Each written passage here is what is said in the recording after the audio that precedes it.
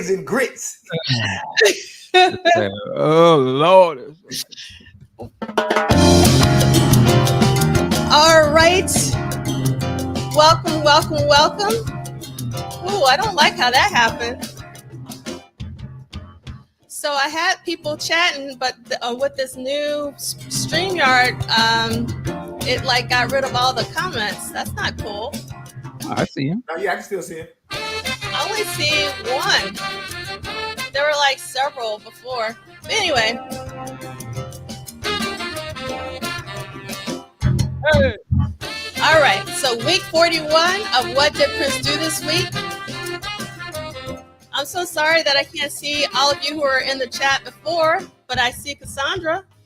We got an AT alien. Here, I'll throw a few up early. Thank you so much. Can you just? Oh, actually, I can't. Sorry. Yeah, so it happened to you too, right? Well, no, it won't let me. Oh, because you're not in the right role. Oh my goodness. Okay.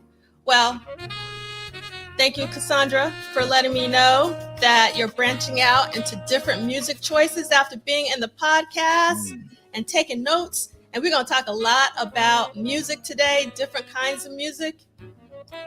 So I appreciate that and know that I'm so happy to know that someone appreciates our salon elements because I know some of you don't. We got Lisa, Ola, and I apologize for those who joined the chat early. StreamYard has a new setup and they just got rid of all of the previous comments. We got Michael. What up, Michael? Love that. We got my literature brother, Blade Brown. We have my beautiful friend, Clarissa James, the jet setter. Where are you? Minneapolis, New York. Somewhere out of country. Where you are.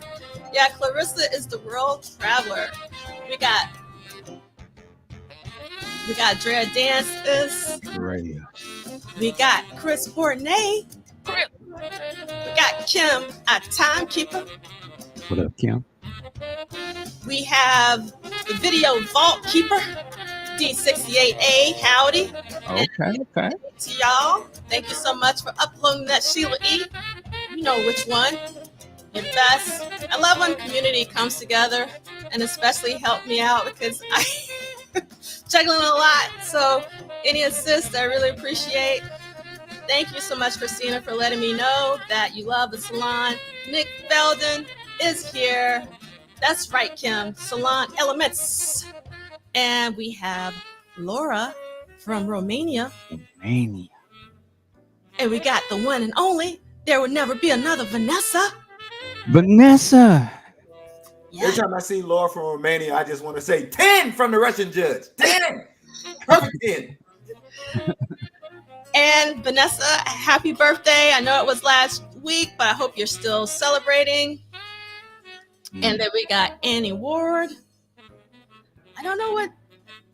Does anyone know what JYCM is? I'm a little slow with acronyms. Huh. Okay. And we got Pamela sending purple love from Minneapolis. Always love hearing from the Minneapolis peeps. We got Detroit in the house with Andre. What up, though? What up? We have Karan, who I saw at the Michelle Indegail Cello show on Sunday at NJ Pack. It was so wonderful to see you in person instead of What's up, Karan? A little rectangle. I love all the purple bars. It's Purple Saturday. Welcome, Dr. Claw. Oh, thank you so much, Man Ray. Congratulations. I don't know if we're personally nominated, but the Super Deluxe Diamonds and Pearls has a Grammy nomination for the liner notes. Wow. So that's crazy. Nah, that means you nominated. You should be getting a statue. That would be amazing. What if you won? That would be so hilarious. That would be a trip like that. It would be. It would be. You have you a statue. That would be dope, girl. That would be dope. I would have a statue. That's right. That would be dope. That's right. That's what I thought you meant, but it was like JYCM. So I was like, is that related to UTCM? So thank you for clarifying. I really appreciate that. We got Ronald. Welcome as always. We got Ronald. Another AT alien. Happy fall day. All right. Yep. I love that. We got Devin. Welcome. Oh, what's up, Devin? We got Raywin in the house. Big Raywin. Yes, sir. Andre, we are definitely continuing with the second book. As long as I stay on Michael Dean's good side. It's gonna go on regardless. So, no, but it wouldn't be the same without you. That's right. And get him for the extra 2 years. Nah, parade. I mean, that's what I'm like. Let me hold on for that. Moon. Moon. Yeah, we gotta do it. So yes, it was so great to see you. We got K-Cool Music. We got the wonderful Jesse. What up, Jesse? Peace. Jesse. Play that solo. And we got Purple Cat Confetti. We're ready to learn from C. Lee. That's what we be learning. Yeah, right. I'm ready to get anointed. There you go. We got D in the house. We got Barbara Y in the house. Yes, thank you so much for being here, for re-entering your comment again. Maybe people will complain to StreamYard and they'll get that fixed. And love this Purple Cat Confetti. Has already been listening to some Batman, America. Wow. Can't go wrong with that. All right. So, welcome, El Michelle. Yes, C. Lee, the teacher. Let's get our housekeeping. For those of you who may be new to What Did Prince Do This Week, it is a very slow read of Dwayne Tudall's Prince Studio Sessions book series through an interactive weekly online book club and Saturday Salon, echoing the spirit of the Harlem Renaissance. And if you don't know what a salon is, do your Googles, as Michael Dean would say. Salon, Harlem Renaissance, and you'll figure it out. All right. We are here every Saturday at noon, New York City time, 9 a.m. in the morning on the West Coast where Michael Dean is. So Michael Dean is committed. You should be giving Michael all the love emojis for waking up so early every Saturday to be with us. And let's see. Kim was talking about book club with a young engineer friend last night. He just discovered I Wonder You. That is such an amazing song to just discover. Do you remember, Michael Dean, the first time you heard I Wonder You? No, but just the thought of I wish I could be the person to hear all this for the first time. It would probably blow my mind. Like, whoa, like trying to understand, like, what is this song to? You know what? I say this. Maybe I do, because I remember when the album came out, it was before the movie, right? Mm-hmm. And listening to these songs, I could only just imagine how they were used in the movie. And that was one of the songs where I just felt like, God, I couldn't even imagine what is Prince and them doing in the movie when something like this is playing, and I'm just basing everything off of Purple Rain or something. Like, God, this seems so complex and different. And so, yeah. It can be amazing to hear that for the first time. Yeah, for sure. So, D, it's really hard for me to show what's on my shirt. I will try. Let's see. I have a new table, so let me see if this will work. There you go. So you can see. Ah, that's cool. I love this shirt, but it's really hard to show. Oh, okay. That's cool. That's dope. At first, I couldn't figure out what that was. Yes. Yeah. So that's what's going on. I'm also very excited by my new table I got.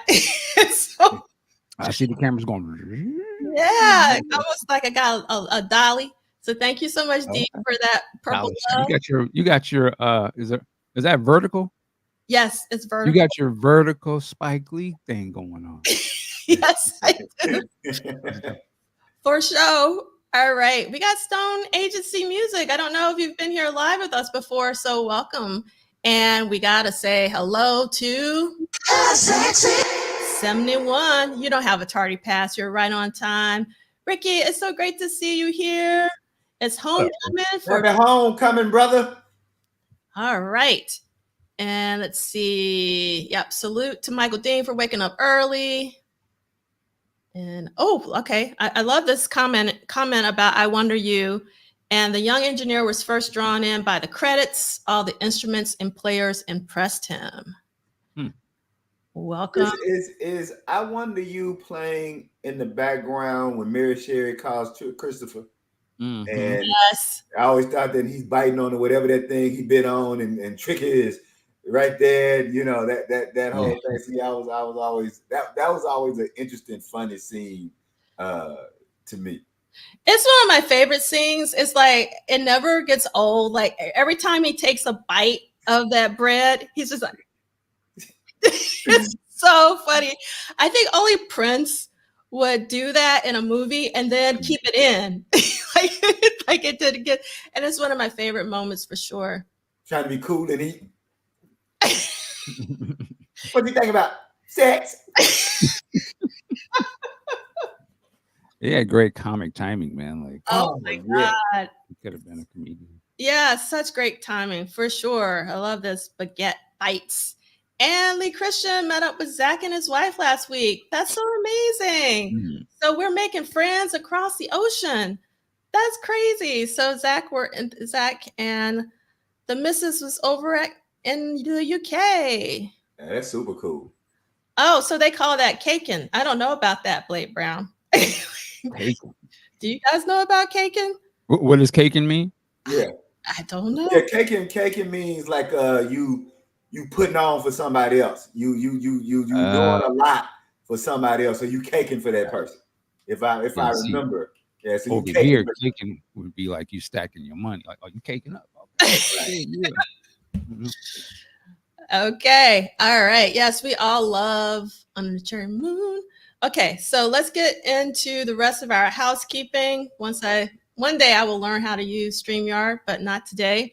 Okay, so we're going week to week, not date to date. I think everybody's figured that out, unless you're new, and one day it will dawn on you.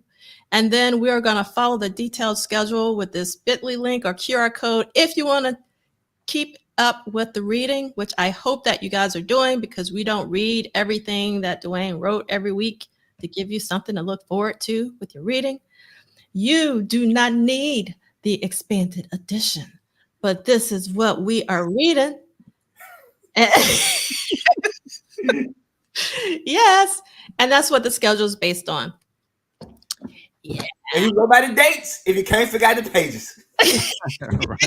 Go by the dates. Yes, go by the dates in 1984. All right, and these will be archived on YouTube at Polished Solid as well as at MDean. Please subscribe, like, and help spread the word. Not for us, but for Prince, to show the world that Prince worked really hard every week, and he was putting in work. And I think that's really important to say, especially in this current climate. All right. Hashtag WDPDTW for why do people dance this weird? And this is the email that I hope that some of you guys will be using once we get into the Purple Rain tour, which is just around the corner. Griffith Bridge. Yes, somebody got that. That lets me just around the corner. I love the sound, Michael Dean, that display makes, like when it changes. Yeah. It was so hilarious in the moment. That and that annoying ass feather all through the movie. He was trying to have the force will be with. May the force it's just around the corner. Oh my God. Thank you so much, Dwayne. I really do appreciate it. Yep. It's easy to put in work for something you're passionate about and love. And that's what Prince was all about, the love of music. He lived it. He was music. So I really appreciate your comment and welcome to What Did Prince Do This Week? All right. So everybody should know, but again, we have maybe some newbies. This is not affiliated with the Prince Rogers Nelson estate. And this is an independent endeavor.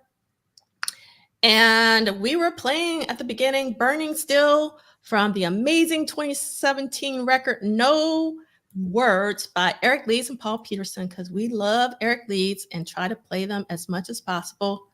What? Thank you, Christina. See, I was like, I'm not on social media as much as I used to be. So I'm missing out on a lot. And this is so amazing to know, Christina, that there's going to be a 60th birthday celebration for St. Paul at the Dakota on Friday. Eric Lee should be there too. If I was rolling in the dough, I would be booking a flight like right now. But unfortunately, I am not. So you got to report back, Christina. Maybe try to hide a little bit of video for us. That would be really awesome. So, all right, and then we lost Sealy. oh, he just hit his video for a second. And then so we are week 41, episode number 92. And this week, Prince recorded one new song and had 3 studio visits. Got to add the S back. You know me. Doing this really fast because I don't have that much time. And this week, I'm showing you both weeks. But this week, we're going to talk about some rehearsals. And then on Tuesday, we had some overdubs for Lisa, which will eventually become Yes. And then the basic tracking of one of my favorite songs, one of the top of the tops, Condition of the Heart. And then on Wednesday, there were some overdubs and mixing. And then Paisley Park on Thursday, some more mixing. And then Condition of the Heart, maybe some more mixing, wasn't sure. And then a couple more rehearsals. And then Dwayne wasn't sure about the orchestral overdubs for the family. There's an estimate about this in terms of the Claire Fisher involvement. And you're getting a sneak peek of what we'll be talking about next week. And I guess I left it up because I'm super excited about next week. Even though there's not a lot to read, but this lets us know that Prince is going into full rehearsal mode. And so that means that the tour is not very far away. So this is what we have. We're going to talk about this week as well as next week. And let's get started with our reading. And I think, let's see where we're going to go to page 427. And I'll get started with this first one here. And let me change our camera. Just sure. A quick thing to throw in. What if, like, seeing that calendar and Prince's got Claire Fisher and them doing that? What if there would have been a trip if Purple Rain or even the Parade tour, if they would have had the orchestra? Oh my God. Can you imagine? That would have been insane, Michael. Nuts, man. Yeah. It's like, and it came out and it's and they in the quantum realm, that would have been so beautiful. Yeah. Everybody wouldn't have known what to do. That would have been like just. Yeah. Oh, that would have been. Yeah. That was, I mean, what he did do was dope as hell. But I'm just saying, like that would. I would have preferred the orchestra personally. I love orchestras, and Claire Fisher's orchestration is like so incredible. Okay, so hopefully everyone has turned through their pages in their book, page 427. We are going to read really quickly. So Sunday, October 7th, 1984. Am I on the right page? I think I am. Because, yes. Rehearsal venue, Minneapolis Auditorium, Minneapolis, Minnesota, 10 a.m. to 10 p.m. And then Monday, October 8th, 1984, there's a rehearsal. Also in the same place, same time. And then the quote is from Roy Bennett. What Prince was really good at was pushing people beyond their limits. He saw that they could do it and he would force it out of them. Now, what's crazy is that anytime I've heard an interview with anyone who has worked with Prince, they pretty much say the exact same thing. Maybe not the exact same language, but basically Prince would bring things out of them that they didn't know that they had inside of them. And I personally think that that's a good thing. It just shows people what their true potential is as human beings. All right. Prince was scheduled to leave town, but rehearsals for everyone else would continue in his absence. This is Bobby Z. When Prince wasn't around, we go in and play without him. Then he come back and change everything. Rehearsal to Prince is not work. He lives to play and plays to live. I love that. I enjoyed the process where you just got totally focused on playing. That's what I call the zone or being in flow. It was an exciting, exciting time. Love this comment from Bobby Z. Even though he was prepping for the biggest tour of his life, Prince continued to record new music. While he was away, videotapes of the rehearsals he missed were made for him to review. That's crazy to think about. He's recording and he still wants to view the footage of the rehearsals. Again, it just shows, how much he worked. All right, Michael Dean, let's start reading about Tuesday, October 9th, 1984, 428. Quick question. Yeah. Because I'm watching. I always do everything chronologically, so I listen to all the Prince's albums chronologically, and then I watch all the promo videos chronologically. So now I'm watching all of the tours chronologically, and I am just getting ready. I just finished watching the Roadhouse Garden rehearsal, and getting ready to watch the August show, and it dawned on me, if you go back to the Dirty Mind tour, Prince's band had dance steps.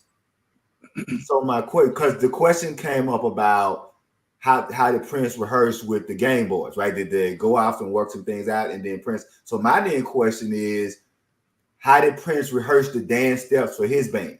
Like he, Dez, and Andre had actual synchronized moves. By the time you get to Controversy, they're a little bit more synchronized moves. By the time you get to the 1999 tour, they're doing the full turn and step and kick kind of thing. When you get to Purple Rain, so they're actually full dance steps. And my question is, I'm sure Prince is bringing in or thinking about the dance steps, but that's something I've never heard anybody. And so since we got people around like Brown, Mark, and Dez, and Andre, and Wendy, and Lisa, because even Bobby Z had dance moves because he stood, particularly doing When Doves Cry, and he would have to do dance moves. So I'm wondering, watching the tape, if somebody get a chance, if either you two get a chance, that's something else you can ask, like, how did Prince bring up the dance moves? Were they difficult? Were you struggling? But so it connects to that Game Boys thing, and it refutes that narrative that I think that we've been trying to refute. That Prince all of a sudden became a dance artist. Like, no. Dance was always a part of the core of what Prince did. Just because you didn't catch it doesn't mean it wasn't happening. I'll shut up. That's it. Yeah, everybody know how to do the walk. There you go. I'm going home. I can't dance like that. That's because you got them jeans. Take them off. What do you mean, take them off? I got something for you to wear. Take them off. But speaking of which, like, especially with the time, like Prince or Morris Day, I don't know who was, they were already always coming up with dances, right? Mm-hmm. The walk, and then that is just like an evolution of, the people before them, the twist and all those other things. Funky chicken. Funky chicken. Twist again like we did last summer. Peppermint twist. Hey, tell me what's going on all the twists out. All right, I'm sorry. Oh, speaking of dances and going down this road, I always wondered, was this like a form of the prep? Do you remember back in I think it was 1999 Prince, he would always he was that basically he was kind of Prince's version. Prince's prep. We called it the prep, but that's what I was thinking. All right, go ahead. You know what I'm saying? He had all them little dances he had. Well, if that was his version of the prep, what was the toothbrush? That's what I wanted to know. Right, hey. Yeah, he was doing the then he mouth was on like, some other stuff. Yeah. When Prince sticks to a bit, he sticks to the bit. Oh yeah. He do the whole thing like he's shaving. I'm like, where is that from? What is that reference? I don't know this to be true, but I'm thinking, Michael Dean, that's all Prince. But Celie, have you seen anybody doing all the brushing of the teeth and all? Whenever I would think about that, and I think about how, if we go back to like when we were 8th and 7th grade, and you would see people, I saw people combing their hair, I saw people doing all that, but I never saw anybody do the toothbrush. Like I never saw anybody do the toothbrush. So I was like, yeah, he just decided that ain't nobody done the toothbrush, so I'm gonna do the toothbrush. I wonder, this might sound crazy, but I wonder if some of that is actually influenced by John Travolta from Grease, Saturday Night, because Michael Jackson, there's parts of Michael Jackson where he's doing the shit John Travolta was doing from Grease, and I think that became a thing where that was the epitome of cool, at least for them. He was like mimicking, and I wonder if Prince kind of does that too. And I wonder, was that sort of a thing? I don't know if that's a Greaser thing from that time where it is. That's a big 50s cool greaser thing. Like if you go back, and even like the blues people would do it. Muddy Waters would do it, right? The checking the hand and the sliding the comb through it. So yeah, but you know, I think your point is that we have to even say that you'd have to at least say that Saturday Night Live in Greece kind of brought it back. You know, in the 80s, like just like now, young people having a 90s revival. In the 80s, 70s, and 80s, there was a big 50s revival, right? So in the 70s, there was a 50s revival. In the 80s, there was a 60s revival. So yeah, so I think that all of that is connected. And hey, I give the everybody that do that, John. You got to give John Travolta credit or whoever choreographed that for doing that. Yeah, West Side Story. Oh yeah, all of that stuff.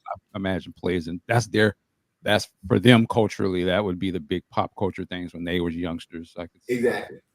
And you see the Elvis in Prince, you know, and all that stuff. Oh, you definitely saw Elvis and Prince, particularly during the Purple Rain era, for sure. Actually, before we get, I'm glad that you sort of interjected, because I actually forgot a couple of slides that I wanted to show first. And Sheila E. is still on tour in 1984, because again, this is about what did Prince do this week in 1984. But we've also been following Sheila's Glamorous Life tour. Sheila E. Tiny Desk. Yeah. Awesome. Gotta see it. It's actually in the accompanying playlist. Sheila's always amazing. So I was so happy to see that she got her tiny desk, because she so deserves one. So for sure. Purple confetti, Sha-na-na. I was gonna say I saw the Sha-na-na. If you look Saturday, if you didn't watch Sha-na-na on Saturday, your life is pitiful. That's all I'm gonna say. Yeah. It's time to go. Oh, player. Yes, of course. Sheila E. is still on tour. Isn't that incredible? You can say whatever you want about Sheila, but Sheila is a musician first and foremost. And I like her new song. What is it? Oakland in the House? What is it? Her new. Oh, I haven't listened to it yet. I saw it. Yeah, it's got her and what's the rapper? Too Short is in it, and I can't think of the other person. And Barry Bonds. Just a lot of Oakland Bay Area people make the. But it's. Here's what I like about it. It's authentic, but it doesn't sound. What's the word I want to contrived? Like, you know, like you will see bands who are trying to make a funk sound, but it sounds contrived. Like if you know they don't really play that, or it sounds like funk by numbers. This feels like a really natural groove. So I think that one, and then her other. She has like 2 or 3 new songs out. I can't think of the song with her and the guy on the beach, and they're kind of singing a duet. So the Oakland song, and then her with the guy on the beach singing, like, yeah, she got 3 or 4 cuts out there.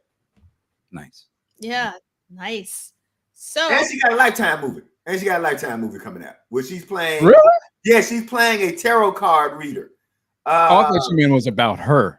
Oh no! She's playing. She's an actor. Well, she's always playing a tarot card. If you saw the when Sister Pendleton was interviewing her, she was actually interviewing her about the movie. Then I saw her on I gotta watch that. What's the black comedian, the female black comedian that has the talk show? She was on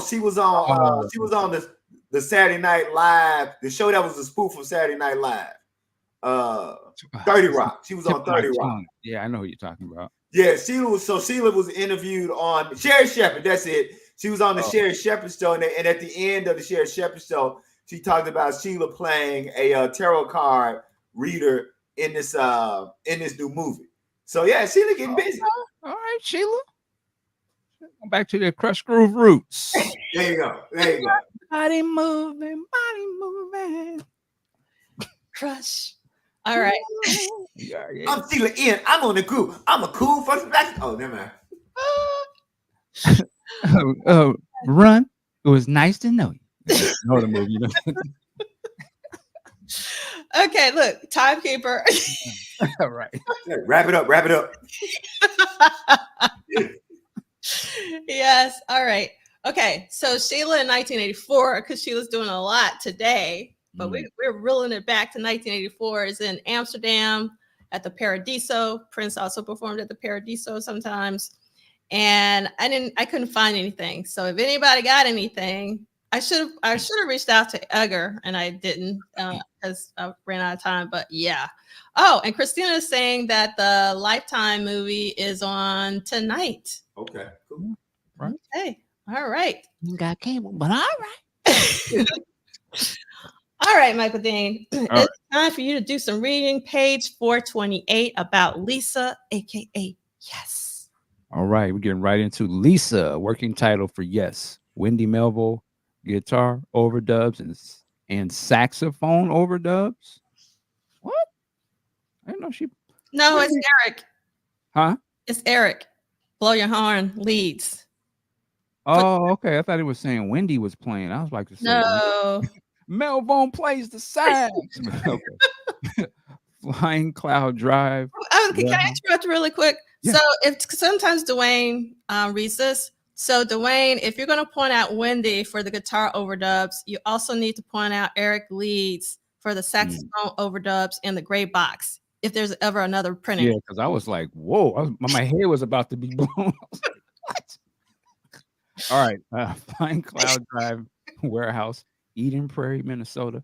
Producer Prince, artist, the family, engineer Susan Rogers assumed. Quote from Eric Leeds. Prince had recorded the rhythm tracks for Yes, and actually this wasn't credited on the album. But if I remember correctly, Wendy Melville was the guitar player on the song. And once the track was done, I got a call from Prince to come in and listen to it. Prince decided that the unfinished track, likely recorded in August, would fit well on the family album if given the proper treatment. So he contacted Eric Leeds, with whom he'd rapidly built a very trusting musical relationship. Quote, he just said, here's the track. You got it. Send me a tape when you're done. I spent an evening in the studio messing around with it, and that's kind of what I came up with. I assume that's Eric Leeds. Prince left for Los Angeles, allowing Leeds to create the melody by adding flute and overdubbing multiple sax lines. Quote, once again, I had an opportunity to just take something that he had done and go in and just completely do whatever I wanted to do with it. And fortunately, he really dug it. So that was the end of that. Unfortunately, when the final mix was complete, some of Leeds' contributions were hidden or completely removed, and Leeds wasn't happy with the result. The quote, to be, I don't know if I can do Eric. to be honest, I won't do Eric like that. To be honest, I never cared for the mix or the edit, as it didn't make much sense to me musically. Man, okay. Also, several of the harmony lines were, shall we say, underrepresented. So the final mix doesn't really reflect what I had in mind when I recorded it. Obviously, Prince heard it a bit differently. The date on this session was listed in the Warner Brothers archives as October 8th, but Eric Leeds recalls listening to the World Series, which was played on October 9th, which indicates that either it was a 2-day session or it occurred on Tuesday. Last note, it is possible that Wendy's guitar part was recorded in August during the initial tracking session. And I just want to say the song, Yes, that it becomes, I do remember hearing that for the first time. I feel like that was on the, I had the 45. It was either High Fashion. I think it was High Fashion. And on the other side was Yes, if I'm not mistaken. And that's how I started listening to this. I was like, what is this? And I was blown away by it. And I didn't necessarily know it was Prince per se.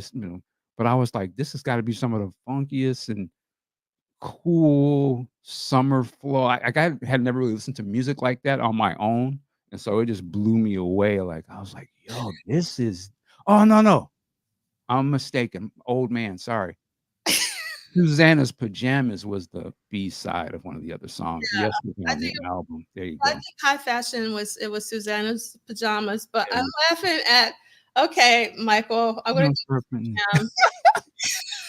What I be saying? Wendy. What I say? You say Melvo, but it's like Melbourne. Oh, hey. She wants you to put the N on the Sorry, end. sorry, Kim. I'll work on that. Stay up late practicing. No. Okay, Okay, so I'm gonna step in like really quickly. So this goes back to me being a Southerner, and I don't want to offend anyone. So Uh-oh. this is my experience as a Southerner. It may not be your experience as a Southerner. So when my grandparents would mispronounce a word, I never corrected them because I knew what they meant. Why would I correct them when I know what they mean? It's like, for instance, my grandmother used to call a hamburger a hambuggy, and like a Lamborghini was like a lamb. I can't even remember how she used to pronounce it, but I never corrected her because I knew what she meant. She was communicating to me. So Ambulance. Somebody call an ambulance. Call an ambulance. That boy sick. That boy sick. Call an ambulance. yeah. my ice cube. Thanks for correcting my broken English. Yeah. Don't associate with the nip. Now let me stop. So sometimes Kim doing it in love. I know. But that's the reason why I haven't corrected you, just so you know. Okay, Celie, are you ready? Oh, before we get to reading our next passage, first of all, while you were reading, I was thinking, wouldn't it be cool if Eric Lees was one of our co-hosts and he could do like a live commentary while we were reading this? Because when we were reading this, I could just hear him say some stuff. Well, that wasn't really. That's not my style. I don't really. I my stuff is more complex than this. This stuff is simple. I don't understand why you guys like it. Eric is like, Eric's my man. I didn't like that mix Dwayne put on my quote. I didn't like Dwayne's mix on my quote. He cut out part of my quote that I thought made it flow better. So he cut up my quote. Yeah. But obviously, we can see why not Dwayne, but we can see why Eric would be upset about having some of his lines removed, particularly since Prince is giving him sort of carte blanche and having him do whatever he wants to do. And he didn't really give him any direction. So I probably would have been a little miffed myself. But at the same time, and Celie knows this as a writer. I know it as a designer and photographer. You have to edit yourself. Like sometimes you just can't use everything that you output. So, it's part of the creative process. I will say, hopefully one day they put out that full version of it because it is dope. There's a lot of other pieces in that song. Yeah, that would be incredible to have again, I'm one of those people that would love to have the quote unquote protege projects with the original versions by Prince or the extended versions. There's a lot of opportunity there. I think the family should be released. I mean, for Nothing Compares to You, re-release for Nothing Compares. Yeah, for Nothing Else. And because I think that St. Paul does a magnificent job and I've said this before, like that version is my personal favorite, the original. Well, I call it the original, the one on the family's record. All right. So Celie, I'm going to draft you for the next reading, which is before we get to that, I just need to say that yes, the title of the song is Yes, and that Lisa was the working title. But every time I see that, all I can hear in my head is Lisa! Go get busy! Lisa! Don't go! You know that! I understand! Lisa! That's what happens when you listen to the bootleg and don't hear it clearly. That's all I hear. That's how I hear it in my head. That's all I've ever heard that song. So Celie, when you started talking, I thought you were going to go, yes, Lisa. The water woman. Like, yes, Lisa. Shall we begin? All right. So shall we begin our reading on page 429? All right, October 1984, estimate, the whole damn family album. No, I'm kidding. Screams of Passion, orchestral overdubs. River Run Dry, orchestral overdubs. Nothing Compares to You, orchestral overdubs. High Fashion, orchestral overdubs. Desire, orchestral overdubs. Monterey Studios, Glendale, California. Unknown start time, producer Claire Fisher, artist The Family, engineer Ann Frager. This is a quote by Ann Frager. The first Prince section we did actually wasn't for Prince. It was for the family, and we did 5 songs. The Screams of Passion, River Run Dry, Nothing Compares to You, High Fashion, and a song called Desire. Mhm. For the first time, Prince allowed someone to add an element to his music without overseeing any of the work. Quote, one of the problems in the recording studio is the money they pay musicians, explained composer and arranger Claire Fisher. So people are often given such low budgets that they can't hire a large string section. Prince spends money, and so I was able to write string sections as opposed to writing for a small string ensemble. That's really important to talk about the investment into that, right? Mhm. Uh, this continued quote. This is Susanna. We had when we had the string date. Yeah, when we had the string date and went in with Claire Fisher, Prince wasn't actually there. It was all of us as a band and David Z. According to Susanna Melvin, um, she continues. It felt really great, and we knew that what we were doing something really special, but no one really knew what was going to happen with it. Eric Lee said that Prince wanted to write a hit record, that this was his intention, period. But Paul and I were not aware of any of that. We were just doing it, end quote. Once the session was over, tapes were shipped to Prince to review. But I've been saying it's but Arn Frager mixed them in a way that wouldn't sound like the final product. Quote, the point of these mixes is not to mix them the way that the song will be mixed for the record, but for Prince to hear Claire Fisher's orchestration. That's interesting. I did not know you did those kind of things where you just mixed it so they could hear some kind of special part. All right. Continue.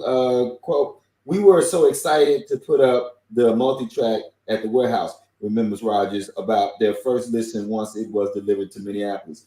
She continues, we listened to the strings, and I said I thought it sounded as if someone had left the TV on in the next room. To me, the strings sounded disjointed, but the more I listened to them, the more I realized it was the perfect complement to Prince.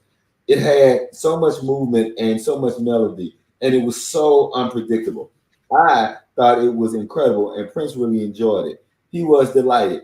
He just couldn't be happier. This was the first experience of really letting one of his babies go to somebody else and have it come back with something recorded on it. When Prince, so this is Fisher now talking, quote, when Prince first started sending me songs with Carl Fisher after working with Prince on multiple tracks the following year, I thought maybe that by the time I had done four arrangements that I would have started getting some sort of repetitive something or other. I have been extremely surprised to find that each one is different from the last, as the next one is going to be different, end quote. Although Prince and Fisher eventually worked together on dozens of songs, they had never attended any sessions with each other, which impressed Fisher. Quote, this is Fisher, of course, talking. Prince is a very smart man. And now when I say smart, it takes a man.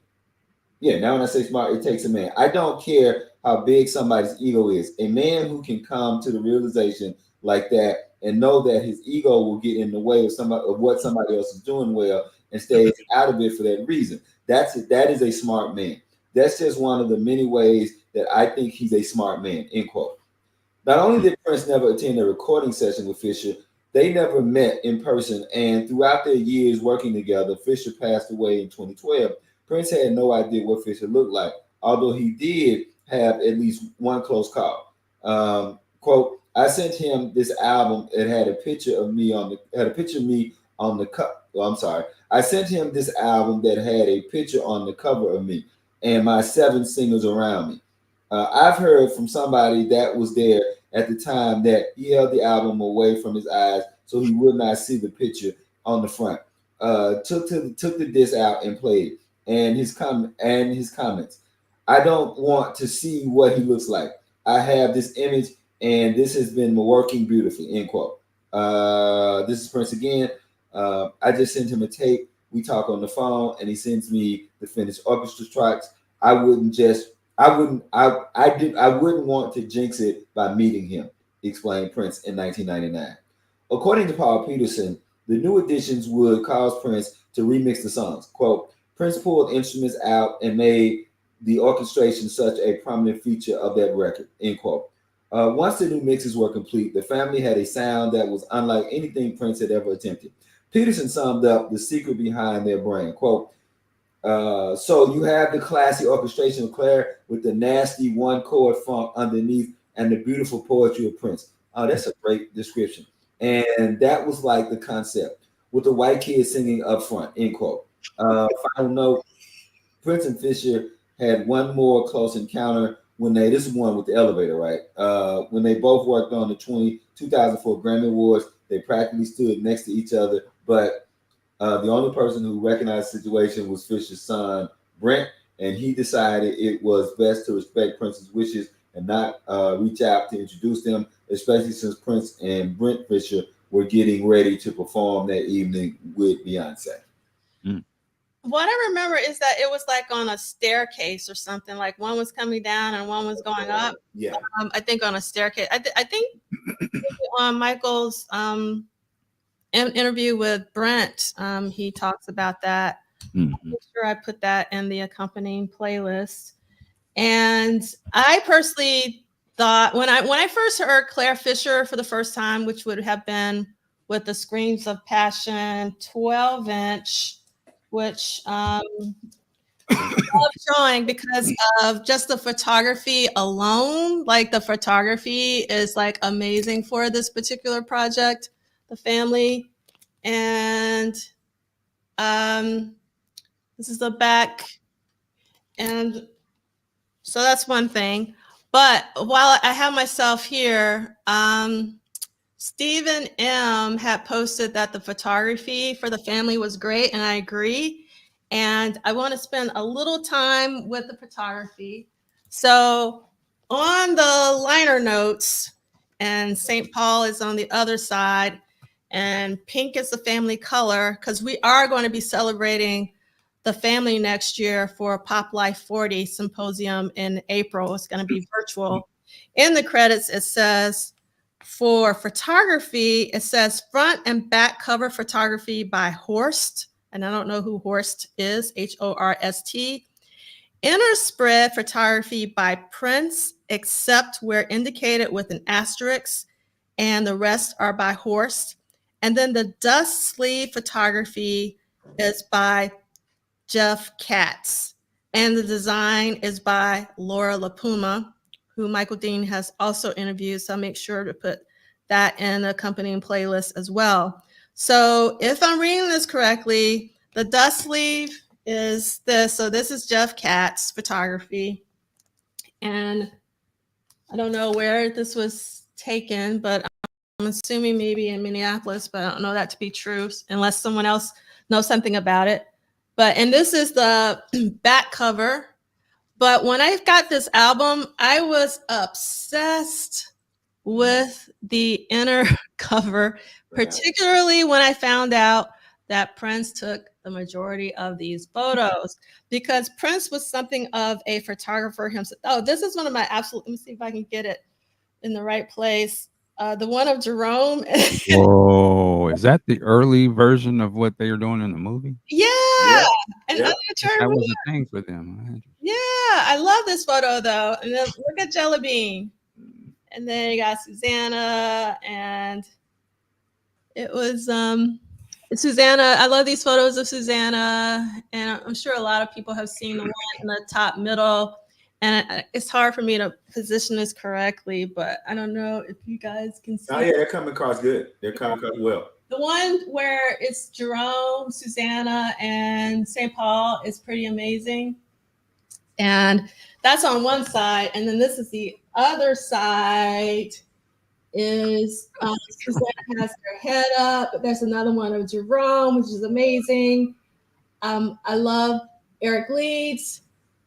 And then we got some more Jerome. So this is basically what I'm saying is if you can get a vinyl copy of the family, get it for the photography alone. And again, because Prince took a lot of the photos in the inner sleeve. So I totally agree with you, Stephen M., about the photography. All right. Anything else we want to say? And then obviously, I mean, for me, okay. Stephen says that they thought that Jill Jones should have had the same photographer. So I think you were with us last week when we talked about Jill Jones' cover. I personally love Jill Jones's cover. It's very punk to me. And it really again represented to me freedom. And and this photography is very refined, and like they're exuding glamour. And I don't know necessarily if it would have the same feel if Jill would have gone, because there is a photo of Jill, Stephen. I don't know if you remember. She's like wrapped in like some kind of chiffon. It's like a black chiffon, and she kind of has her head back or something like that. Like that could have been a direction that would have been really close to the family. But I don't think that the songs really translated to like a family style. That's me. Um, so yeah, the inner sleeve photos were the most interesting. Oh, love this. Sakara saying, I love seeing the pics that Andy Allo, the ones that Prince took of Andy Allo. Wish I could. Yeah, this is a wonderful idea, Sakari. If there was a Prince photography exhibit or collection, a collection of Prince photos, photos that Prince took of other people, actually, I would love that idea. Okay. And yes, the Mia Boca video was very glamorous. Yes, Jean Baptiste. I never liked that video though for the song. For me, it was a good match. That's my personal opinion. I know that Jean Baptiste is very, very revered and very, he's awesome. But I just didn't think personally. This is just my personal um, personal opinion. What say you guys in terms of the Jill Jones Mia Boca video? And also Stephen M talking about wish the direction was more like the family, because some people don't like the photography and the Jill Jones cover in particular. The cover, I guess it could have been better. Never really bothered me, to be honest. Yeah, I didn't think it was bad. Yeah. I think that to me, if anything, when I look at Jill Jones, I mean, she's so beautiful to me, particularly at this time. I wish I could have seen her a little more clearly or something. But other than that, I didn't even. Yeah. I think I just had the cassette tape back then, so Yeah. to music. Yeah, I wanted a video for a trip and a half. So, other than that, that was like my favorite song on there, and I can't even remember if I've heard Prince's version or her version first, which impact. But so that was the only thing. Like it was a video is the best I could say about it. Like it wasn't a bad video, but I guess I was more like I wish they'd had another song. I just thought that Trip and a Half should have been a lead single or whatever. I don't even remember the time and what came out. I just remember thinking this is the song that I thought could have really made some waves on radio in a way that Mia Boca I don't think could have. Yeah. So Kim, are you saying that that's too basic, or if it's working? So because one of the things that I kind of like about the Jill Jones cover is that again, it's punk, it's DIY, and DIY stands for do it yourself. For those of you who are not into the acronym, yeah, Sandra's with me. Got new wave punk look, so it always worked for me because that's kind of the vibe that I got from Jill. That she again was like the epitome of freedom. No one could tell her what to do. That's the vibe that I got from that photo alone before I even knew anything about Jill. I think for myself at that time, I just knew Jill from Purple Rain, and probably more so the imagery from the 1999 album of Jill. In my mind, that was how I envisioned her. The blonde hair, the Marilyn Monroe. And so I was kind of looking for that. But again, I thought she was fantastic. I mean, the Jill that was in Graffiti Bridge, it was just like, woo! Right. So I was like, is this the same? Like, it was kind of hiding this, like, what's going on? But yeah, salute to Jill.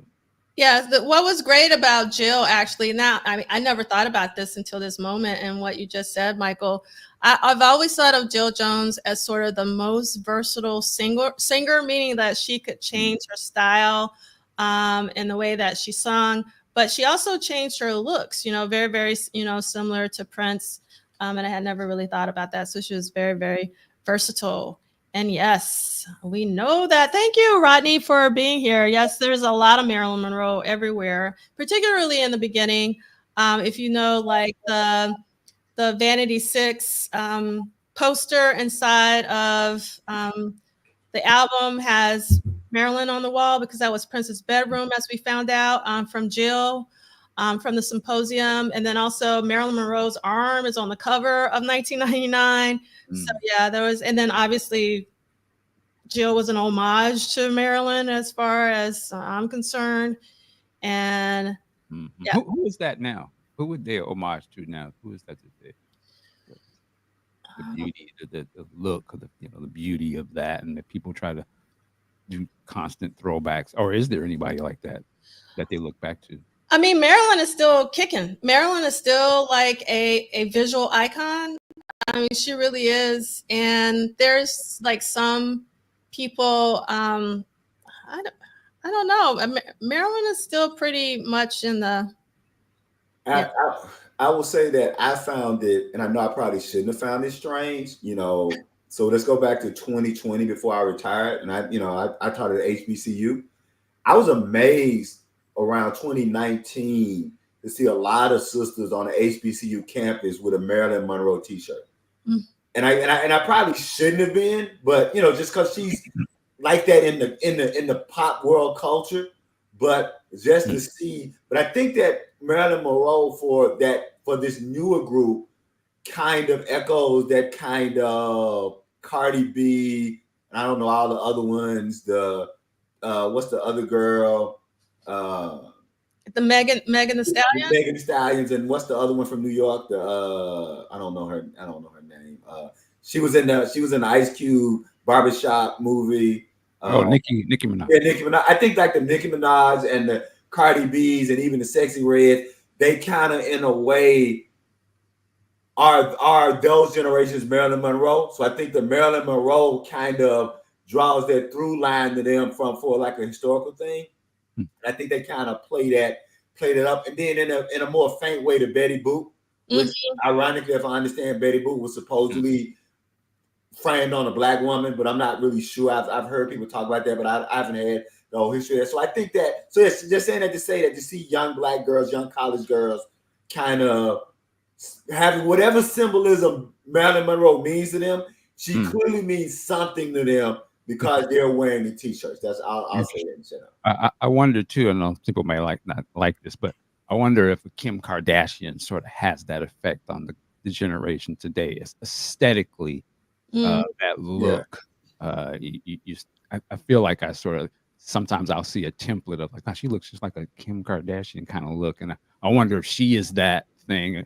I can't remember. Marilyn Monroe was an actress. Yes, that is correct. I don't know if she was one of the greatest actresses or not, but obviously for her, visual was the thing, right? So when I think of a Kim Kardashian, it's not as if she is, she has her past, whatever, but obviously visually, it seems like when I see people, they have that sort of aesthetic to them, or maybe some people may say a Beyonce may have an aesthetic that is sort of modeled through a lot of women and things too. But I'm asking the question. I don't know.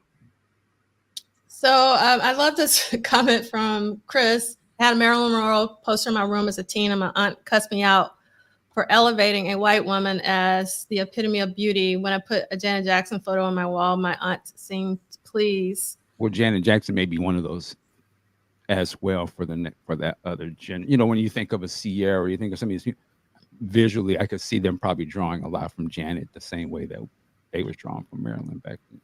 Yeah.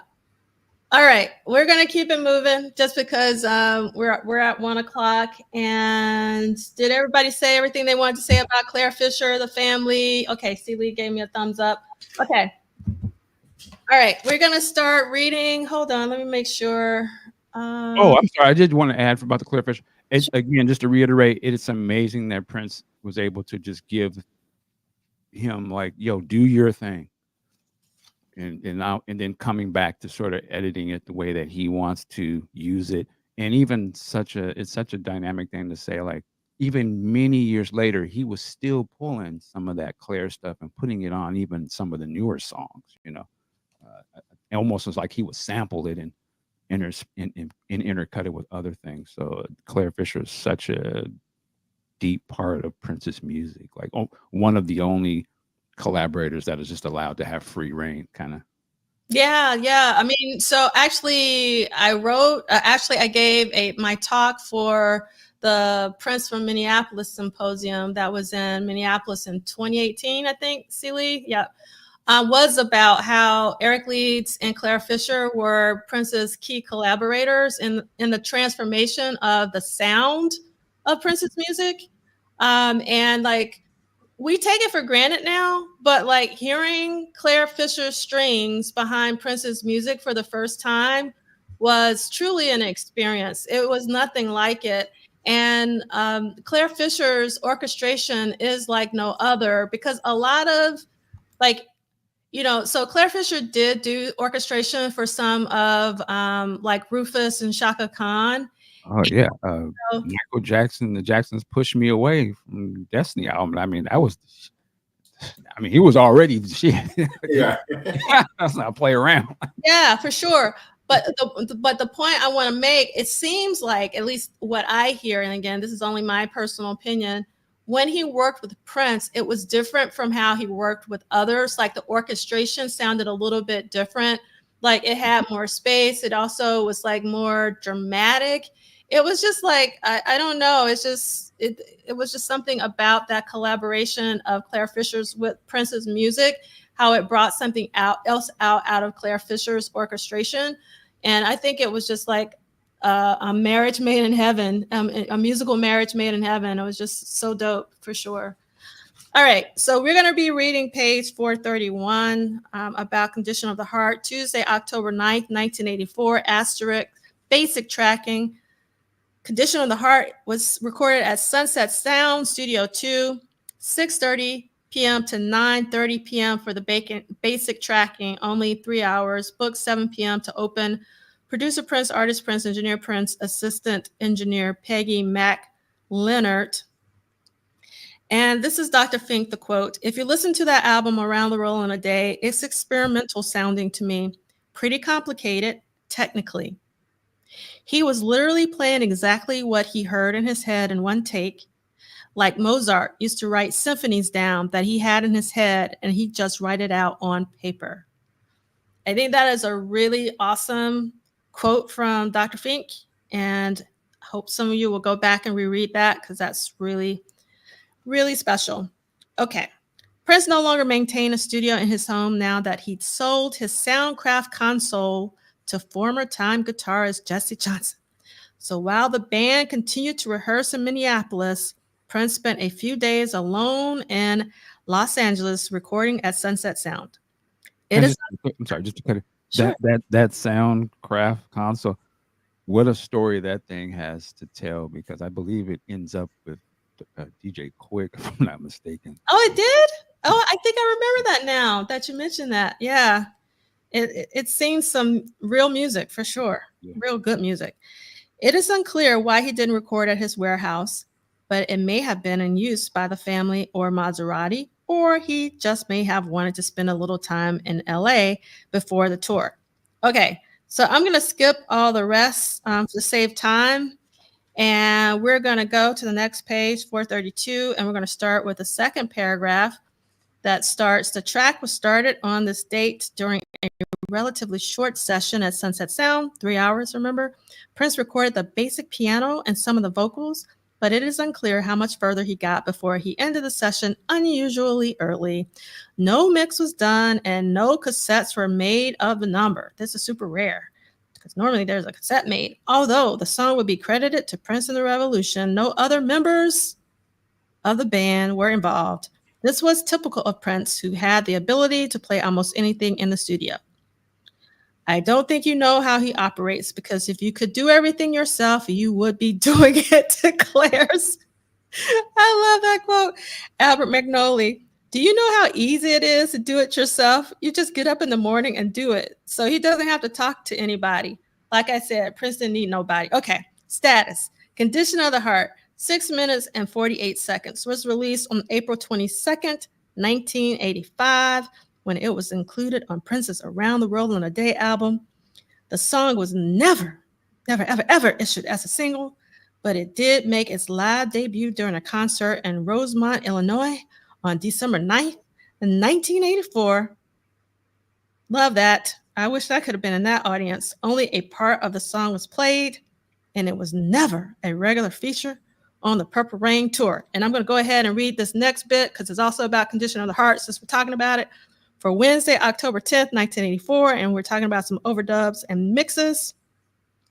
This is Peggy McCreary/Leonard. I would love to listen to him on the piano, but he fancied himself a better guitar player. I think he was also great on the bass. I agree, Peggy, and the guitar, but it's too easy to just goof off on the guitar, and I always felt that he played the piano beautifully. All right, Condition of the Heart wasn't complete, and Prince continued working on it during this session. During the 11 and a half hours he spent overdubbing, because I forgot to read the times. So again, we're still at Sunset Sound, noon till 12:30 a.m. Noon till 12:30 a.m. That's how long he worked on the overdub and mixes. That's a job. That is, he was working like a job. That's what I'm talking about. So he spent overdubbing light guitar, finger cymbals, keyboards, and synth strings. Although it is possible that much of this was actually from the DX7 Yamaha keyboard, Prince began searching for an instrument that would mimic a human heartbeat.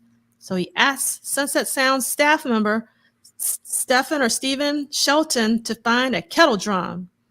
According to Shelton, once the drum arrived in Studio 2, Prince recorded it very quickly. In many ways, Condition of the Heart was similar to God, which he recorded in Minneapolis in mid-August. Both tracks prominently feature Prince's vocal gymnastics and distinct piano playing with a variety of ethereal overdubs. Each of these tracks is also best heard while sitting in a darkened room, which is the way he recorded them. I love that element of detail, Dwayne. If you ever watched that, love that. I was there with you. Condition of the Heart was done similar to God in the dark with one candle on the piano. Remember Susan Rogers. Most of the work on that one is done at night. I remember just being whacked out by the lyrics. I really thought it was great, and I think it really represented a vulnerability in him that he didn't get close to too often. To me, it is a similar song to The Beautiful One, but it's even once for Kim, The Beautiful Ones, but it's even better. It's one of his masterpieces. I wholeheartedly agree, Susan Rogers. I can't say enough about Condition of the Heart. Even as a little person, 13 years old, Condition of the Heart affected me, which is super rare, as you can imagine, if you've been listening to me all these weeks, because I always love up-tempo, dance music, funk music, rock music, but not necessarily the slow numbers. But it was something about Condition of the Heart that really spoke to me. And I even took time to listen to the lyrics because I usually don't even like listening to the music.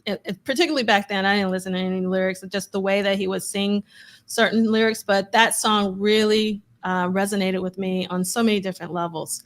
So what about you, C. Lee and Michael Dean, Condition of the Heart?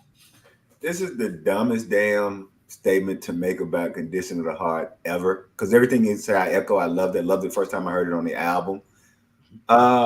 But this song started me paying attention to something that I'm probably sure I'm the only idiot in the world that's ever paid attention to this, and it has to do with a lyric.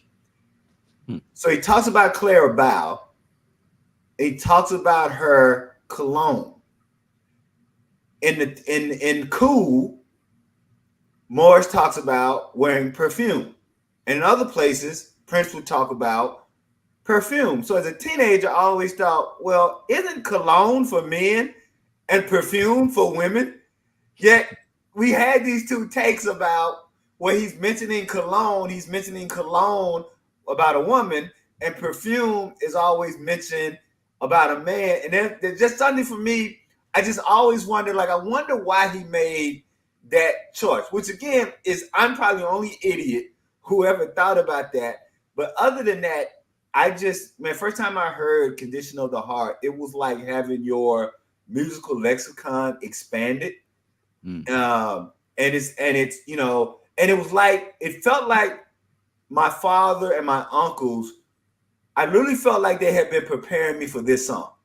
Like with all of the different music, the jazz, the blues, the funk, the rock, that they were giving me, I don't know if I would have been able to receive Condition of the Heart in the way that I did without the prep that they had given me to understand that sometimes music is not going to come how you think it's going to come. It's not going to necessarily feel. And that I had the patience, not only for that song, but the patience for this album to love it in first listen. That's it. I'll shut up. Nice. Yeah, I can just add. I just remember listening to it, and you know, aside from Purple Rain, that was the first album that came out that I went to go buy immediately. You know, being a new fan and just listening to that. I remember when that song came on. I can just remember sitting in my room. You know, I had a room in the basement, and I would just listen to that song, and I had never heard a song like that before. You know, so it was just like, whoa, like it just it made me think, again, in my mind, I always thought of Prince in movies at this time because that is how I got into Prince by seeing him on the screen. So I think of, you know, at that time, I just associated him with movies. So I was trying to I was like, this sounds like some movie or something. Like I'm trying to visualize the stories he's telling. And, you know, I don't know if he's speaking about himself or what, but I thought it was just very cinematic. Uh, way I envisioned it. And I was like, wow, this dude, it's not just the ding-a-ling-a-ling-a-ling, you know, the jamming. Like it was like, whoa, like this is kind of deep or something. It felt deep to me at the time, I should say. And it's a beautiful song. Like it's one of those ones that's kind of an early jerker to me. You know? And can I say one more thing? Lyrically, Prince was in his bag for me because I always connected Condition of the Heart and Paisley Park because Paisley Park was where you went to get the relief from Condition of the Heart, right? That the Clarabelle and the guy with the heartbreak in is the same person or the same similar condition that's being relieved in Paisley Park. So it was just this really kind of great concept record where the lyrics just flowed naturally to me. And again, he was just in his lyrical bag to me. So that's it. I'll shut up. So there's actually a question in the chat from Andre, and I'm hoping, Celie, that you can answer this because you know me, I don't really focus on the lyrics because I just said this. So is Condition of the Heart the last heartbreak relationship wise Love Didn't Work Prince song of the 80s? It depends on how you think of Do You Lie. Do you think that Do You Lie is a heartbreak song? And then you also have Strange Relationship. So I would say that Strange Relationship and Do You Lie, like I said, Do You Lie is a toss up. But I would definitely think that Strange Relationship is essentially,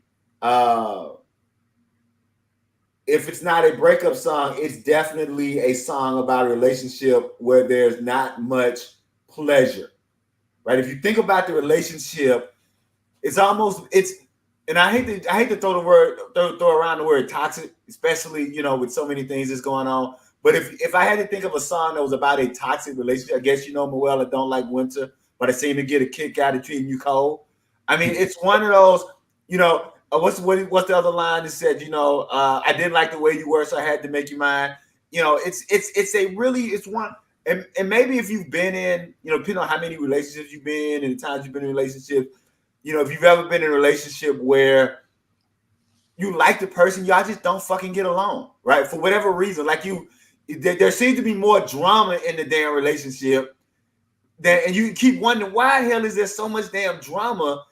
We kick it's cool, but we always damn arguing, right? I want to be careful, use my words, arguing and not fighting, because when you say fighting, people initially go to the physical. But you know, so I think that Do You Lie and Strange Relationship would be at that end. And I think I know in my book when I talk about that Andre makes that text, because I talk about Prince. What's great about it is by the time you get to Forever in My Life, Prince has kind of turned an emotional corner. And so that now relationships that began in the physical, in the early songs, right? If you go back to I Feel For You, what does Prince say? Baby, I can't lie, it's a physical thing, right? Well, the thing with If I Was Your Girlfriend is, If I Was Your Girlfriend is not a breakup song. If I Was Your Girlfriend is him saying, we can make this relationship work if we get our minds right. And I'm glad Brother Turnbull brought up If I Was Your Girlfriend, because I was always disappointed that TLC didn't change the lyrics. And I always wondered, did they not change the lyrics because they didn't understand the song, or they weren't bold enough to sing it the way it should have been sung?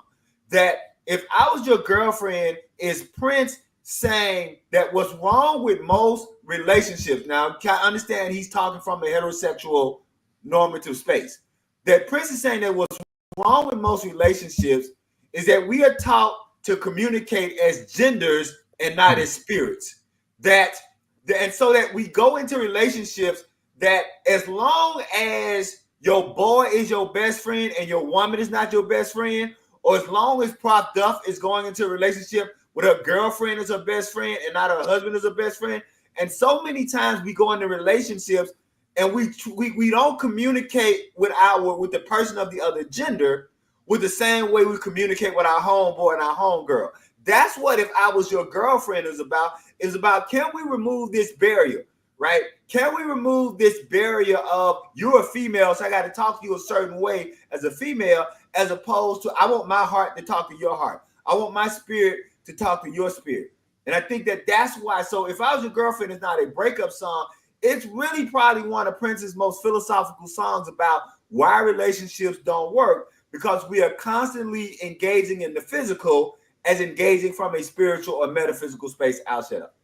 So I love this comment from Andre. Andre says in the early songs he was getting dogged out and or chasing after his lovers. Once that stardom hit, that ish was over. I think that's part of it. I think also what you can plot is a natural growth in Prince as a songwriter, because a natural growth of Prince as a human being. Right? I think that he beginning pleasure being found in the physical. And by the time you get to Forever in My Life, Forever in My Life, which is really interesting that he combines it with It in the live show, because Forever in My Life is the most passionate non-sexual song Prince has ever written. Right?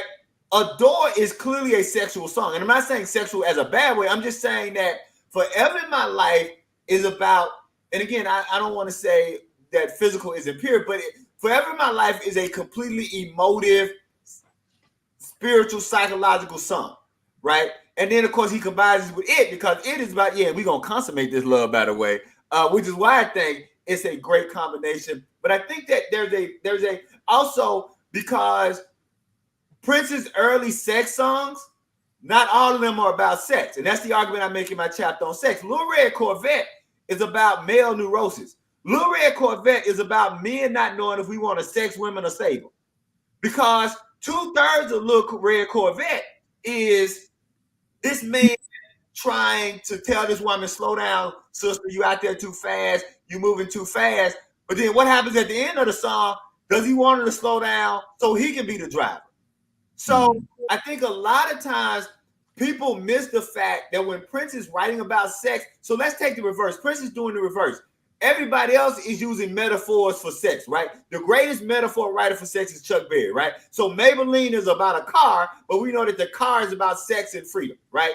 Prince becomes the first person to make sex the metaphor to study human neurosis. And so as he begins to grow as a writer, then he begins to no longer need that sex metaphor. So by the time we get to Forever in My Life, and by the time we get to Love Sexy, and by the time we get to Diamonds and Pearls, Prince is now just writing about the pure concept of love from a spiritual sense, and he doesn't need the sex metaphor to discuss the neuroses of the things that because for Prince, sex isn't just for pleasure.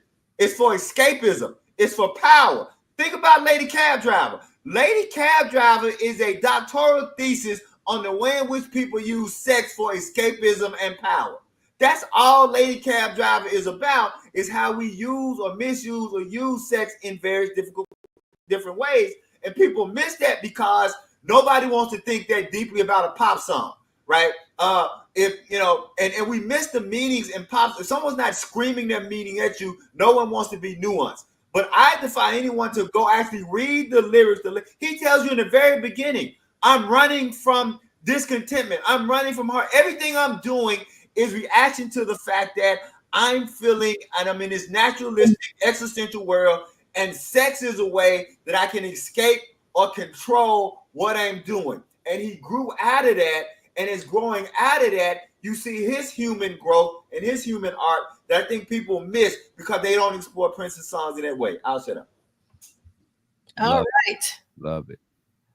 Okay, so I just wanted to mention that on Friday, October 12th, Sheila E. is still in Newcastle, England, and D68A has this on their channel. Thank you so much, D68, and it's in the accompanying playlist. And yes, where is the collection plate? Amen. Yes, amen. And I also want you, Celie or Michael, whomever this connects with, Chris Bournet put an interesting thought in the comments. Just listen to the Pointed Sisters, which is my favorite version of I Feel For You. The Feel For You cover is the Pointed Sisters. I love that version personally. Over Shaka's, that's my personal preference. I know you have your own. And Rebe Jackson's versions of I Feel For You at the suggestion of a friend. I wonder why that song appealed so much to female artists. Oh, the one word answer is because it emotes vulnerability. There are two things that I think Prince does so much better than most people. One is urgency and the other is vulnerability, right? And so when Prince is writing about love and even sex and emoting, he's emoting a vulnerability that we basically haven't seen in probably 20 years, right? I can't think of the last vulnerable heterosexual male that we've seen either in R&B or rock that. And so I Feel For You is a very vulnerable song. And we think about Prince had Patrice Rushen in mind when he's writing I want to be your lover and Why You Want to Treat Me So Bad. So Patrice Rushen is kind of the muse for those two songs. And I don't have any documentation that I Feel For You is also she's also the muse. But if she's the muse for those two songs, it can't be that far away from what I Feel For You. And so what women are tapping into is the vulnerability, the notion that I'm going to let down my guard. And I just want to say quickly, there's a poem called Nudity. And in that poem, Nudity, by a sister named Keisha Brown, is a very short poem. She says that they stood in the midst of music and emotion, her arms curled up and over her shoulders. In this moment, she had exposed her need. But he only wondered why she had just removed her shoes. What's great about that poem is Homegirl in this poem is being completely open and vulnerable to this dude, giving herself to him, but he couldn't recognize it because she wasn't naked. That's why I Feel For You resonates with women in such a way, because women are often on a level of intimacy and vulnerability. Unfortunately, most men, not all men, most men can only think of intimacy in having sex. Like when you say intimacy to most men, it's just about sex. And I Feel For You is an intimacy and a vulnerability that most men don't tap into, which is why so many women love it. I'll share. All right. So since you're in the big pain, I'm going to make you read. So get your magnifying glass out if you need it. And we're going to go to page 433, and it's Thursday, October 11th for Paisley Park Mix. Paisley Park Mix, condition the hard possible mix. Sound Studio 3, noon until 2:15 a.m. Book locked out. Producer Prince, artist Prince. Hold on. You read that a little too fast. Reread noon to 2:15 a.m. He have nowhere to go and nowhere to be. Booked lockout, right? That means ain't nobody getting in this studio for a while. That's what lockout means, right? They all sign up. Producer Prince, artist Prince, engineer Prince, assistant engineers Peggy Mac Leonard, and David Leonard. This is a Prince quote I've been recording almost every day of my life. working on a vast number of styles, end quote. By the time Prince was very specific about the time he was seeking, well, the sound he was seeking for his post Purple Rain career. That's important. He's already seeking his post Purple Rain career in the middle of getting ready to go on the Purple Rain tour, right? That gives Brother Turnbull's analogy of working in two timelines at the same time. Thank you, Brother Turnbull, for that. And Paisley Park was given another mix, which likely expanded the prominence of the work of the women around him. Quote, sometimes it would be Wendy and Lisa, or it would have Susanna and Wendy sing together to create a sound, explained Bobby Z. He continues, you can hear the way the separation is. He liked to keep them pretty clear, not double them or anything. So you can hear Wendy and Lisa over there, and then there's Susanna mixed in there. If there was anything, it's his music and their singing, end quote. It is possible that another mix was done for Condition of the Heart as well. As the fall went on, Prince spent more time working on the next phase of his career. Because of the newly expanded fan base and its anticipation, the Purple Rain tour would be his biggest, its size and scope dwarfing almost anything else on the road that year. As the final two rehearsals were taking place, Prince found himself surrounded by a small army of people, and both his status and career path were changing. Let's go to the next paragraph. Okay, Prince pushed himself? Yep. Prince pushed himself hard. He was racing against the clock before the tour began, but he was also filled with the energy of youth focused on creating as much new music as possible, refusing to fall into the stereotypical role of the rock star who needed to get away from the pressure. Quote, I never saw him do anything, says David Z. I mean, maybe a glass of wine or a drink, but that's it. I never saw him take a drug, ever. His eyes were always clear. If you worked for Prince, and you had to be on point, dressed and ready to go at all times, and you couldn't be drunk, end quote. That's a great quote. Susan Rogers also recalled that Prince refused to do anything that would dull his edge. Quote, he didn't get into drugs. He didn't get into scandalous lifestyles. He was smart enough to know, I'm going to do my work, and I'm going to approach this as work. And that's working like a job, Brother Dean. And that's what he did, like a great filmmaker or a great painter would do. He created his art, works that would survive him, end quote.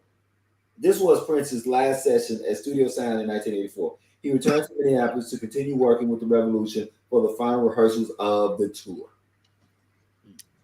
All right. Does anybody have anything they want to say about any of that, or we want to keep it moving? Keep it moving.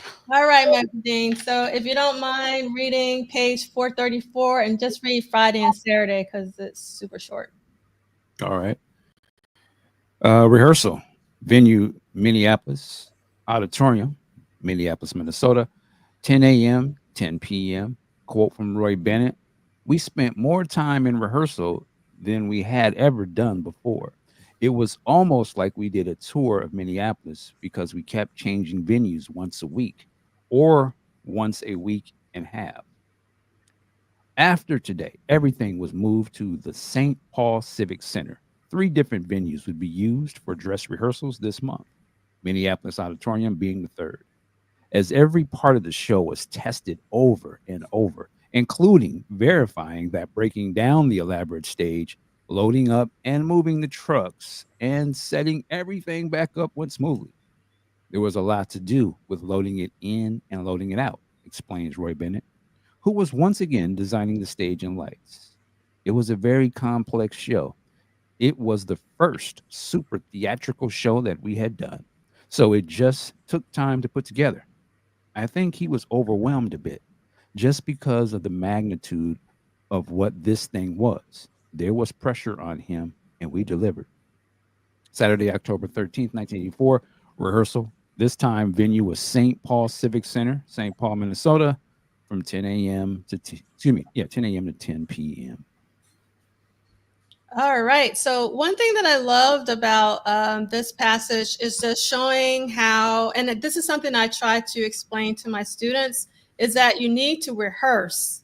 You just don't show up and start doing stuff. You actually need to take the time to rehearse. And what's crazy is that they rehearse at 3 different venues in Minneapolis, and obviously someone would need to do some research on this. Like, I wonder what were the differences between the 3 venues and if he was testing certain things, Mm. like, or, I don't know, there's a lot of different variables, I'm sure, that was different across the three different venues. And maybe he was testing some things versus another. But I think this is a really important passage for people to know that it took work to put these tours together. There were a lot of moving parts. There were a lot of people. There was a lot of equipment, and there was a lot of pressure that Roy Bennett, talked about, because this was really pretty major preparing the tour. All right. Anything else? I think that, and this is gonna sound like an old man just throwing shade at young people, but I think that uh, one of the drawbacks with technology and Instagram is that live shows don't hit the way they used to hit because a lot of young artists don't come up playing live.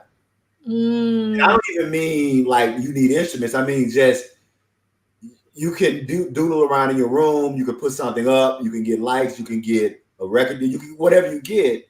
That I don't know if I'm not saying the bar scene doesn't still isn't still a bar scene. I just don't know if like this kind of trial and error with live performance uh, is being done in the way that it was done, say 20, 30 years ago.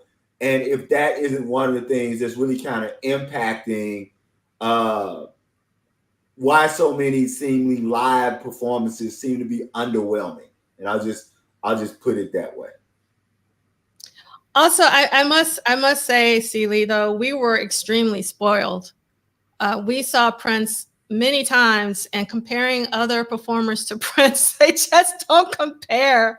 Mm. You know, But, so but I'm also saying not just like yes. So you're right. We were spoiled, but I'm even saying, and then Prince pulled from like us, being able to see Parliament Funkadelic live, being able to see James Brown live, being able to see Earth, Wind and Fire live. Like I saw in 2004, one of my favorite weekends. I saw Earth, Wind and Fire on Friday and the Musicology show on Saturday. Like that was my weekend, and to see outside. So we come from all these different types of. I saw BB King live. I saw Buddy Guy live.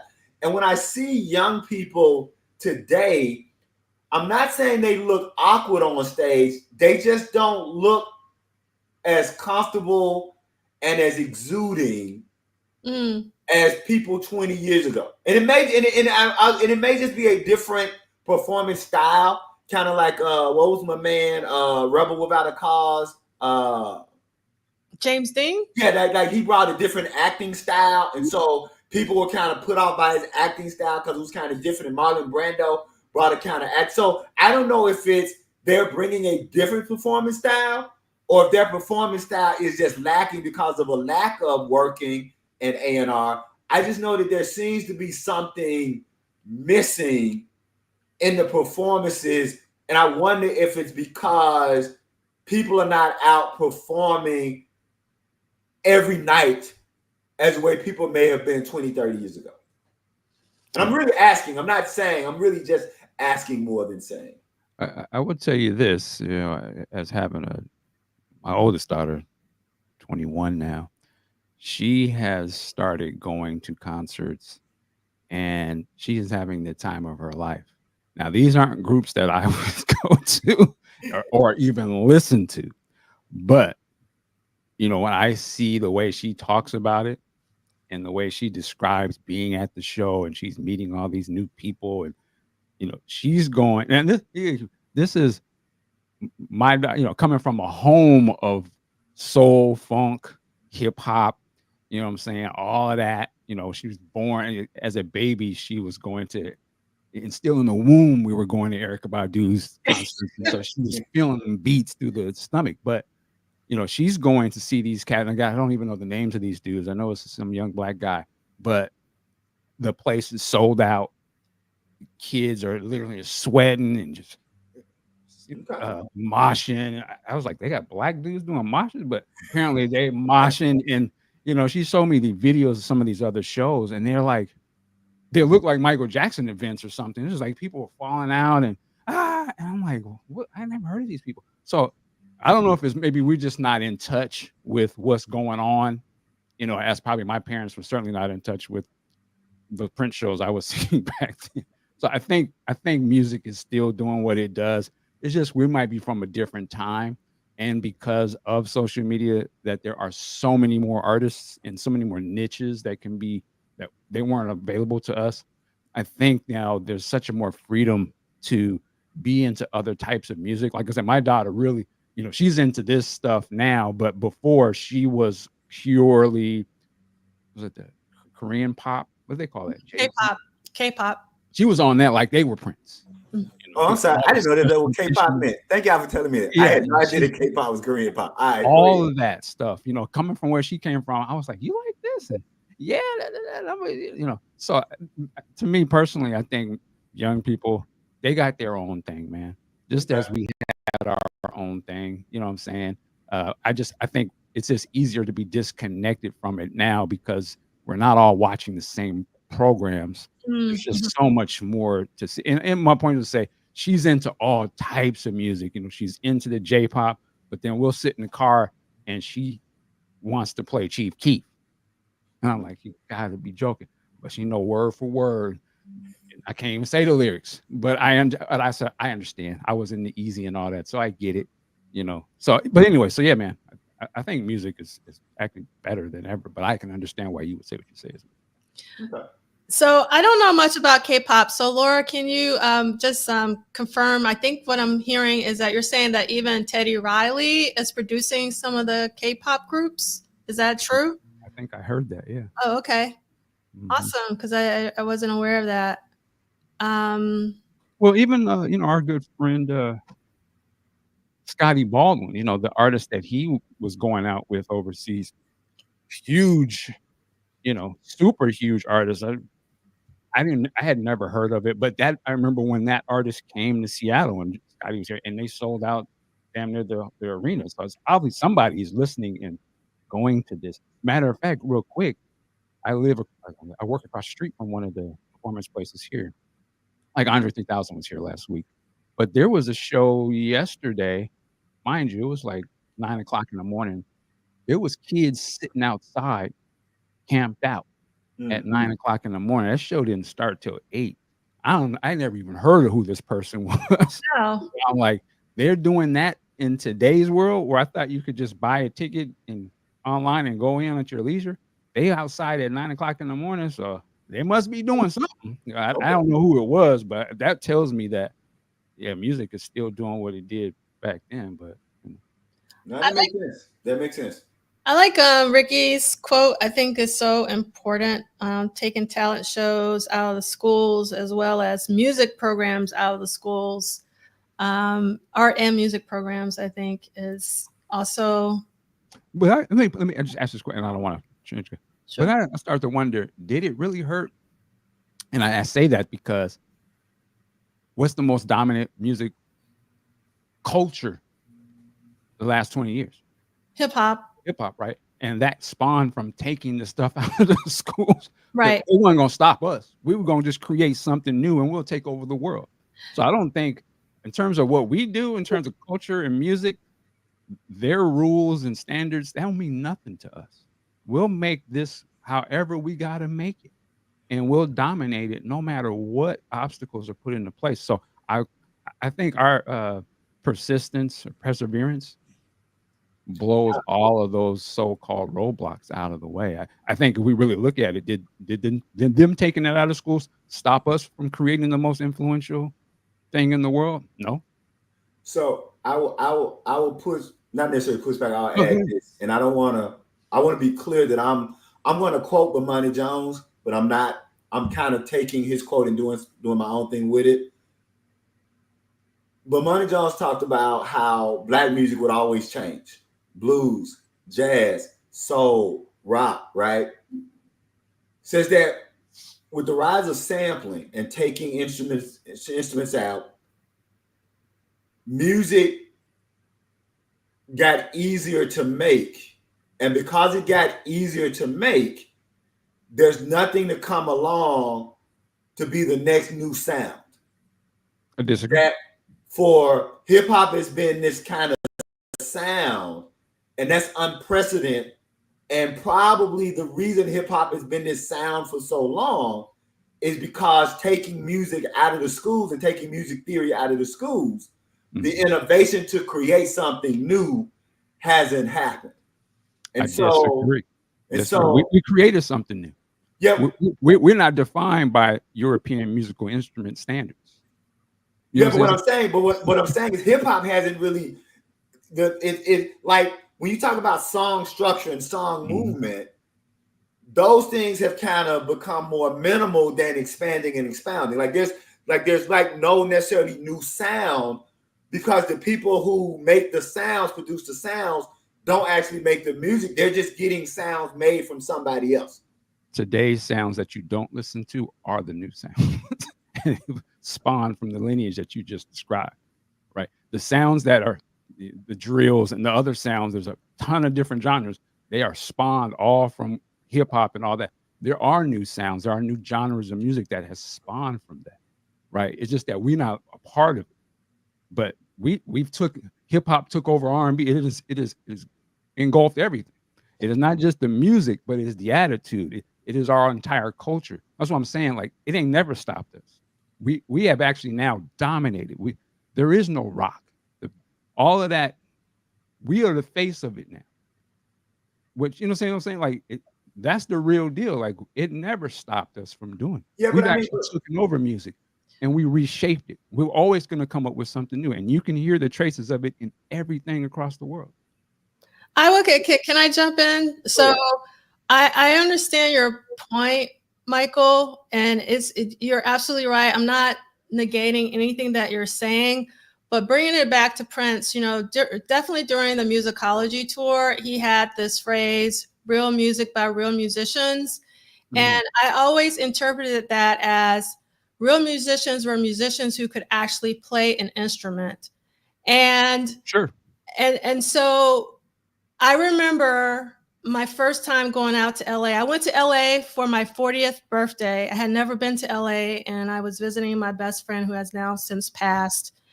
And we went to the show that had like Flying Lotus, Teebs, all these guys. And I was really into this, the LA scene of, making beats and all of that.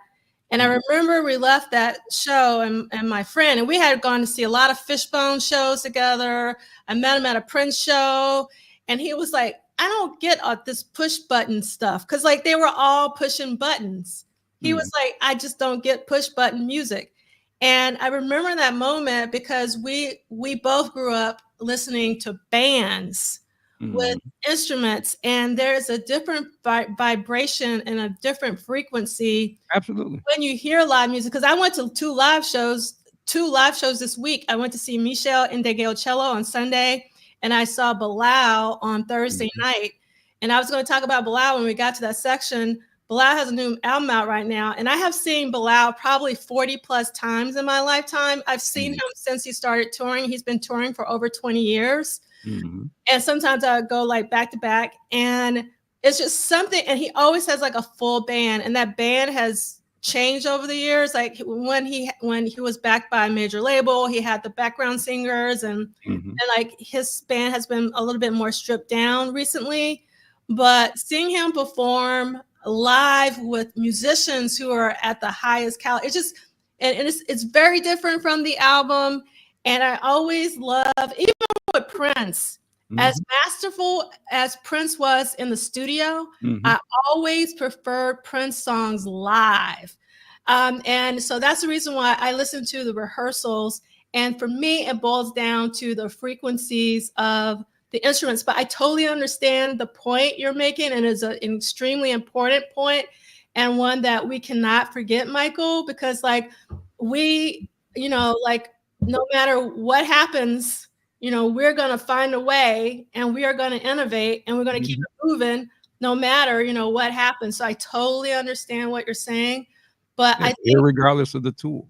Yeah, irregardless of the tools. We'll get on the corner and harmonize and change the world, which we did, right? So but it's that spirit of it that is never going to leave it. So it doesn't matter what the tool is. If somebody tells you a musician can only be this, that's great. We're not going to stay in that box though.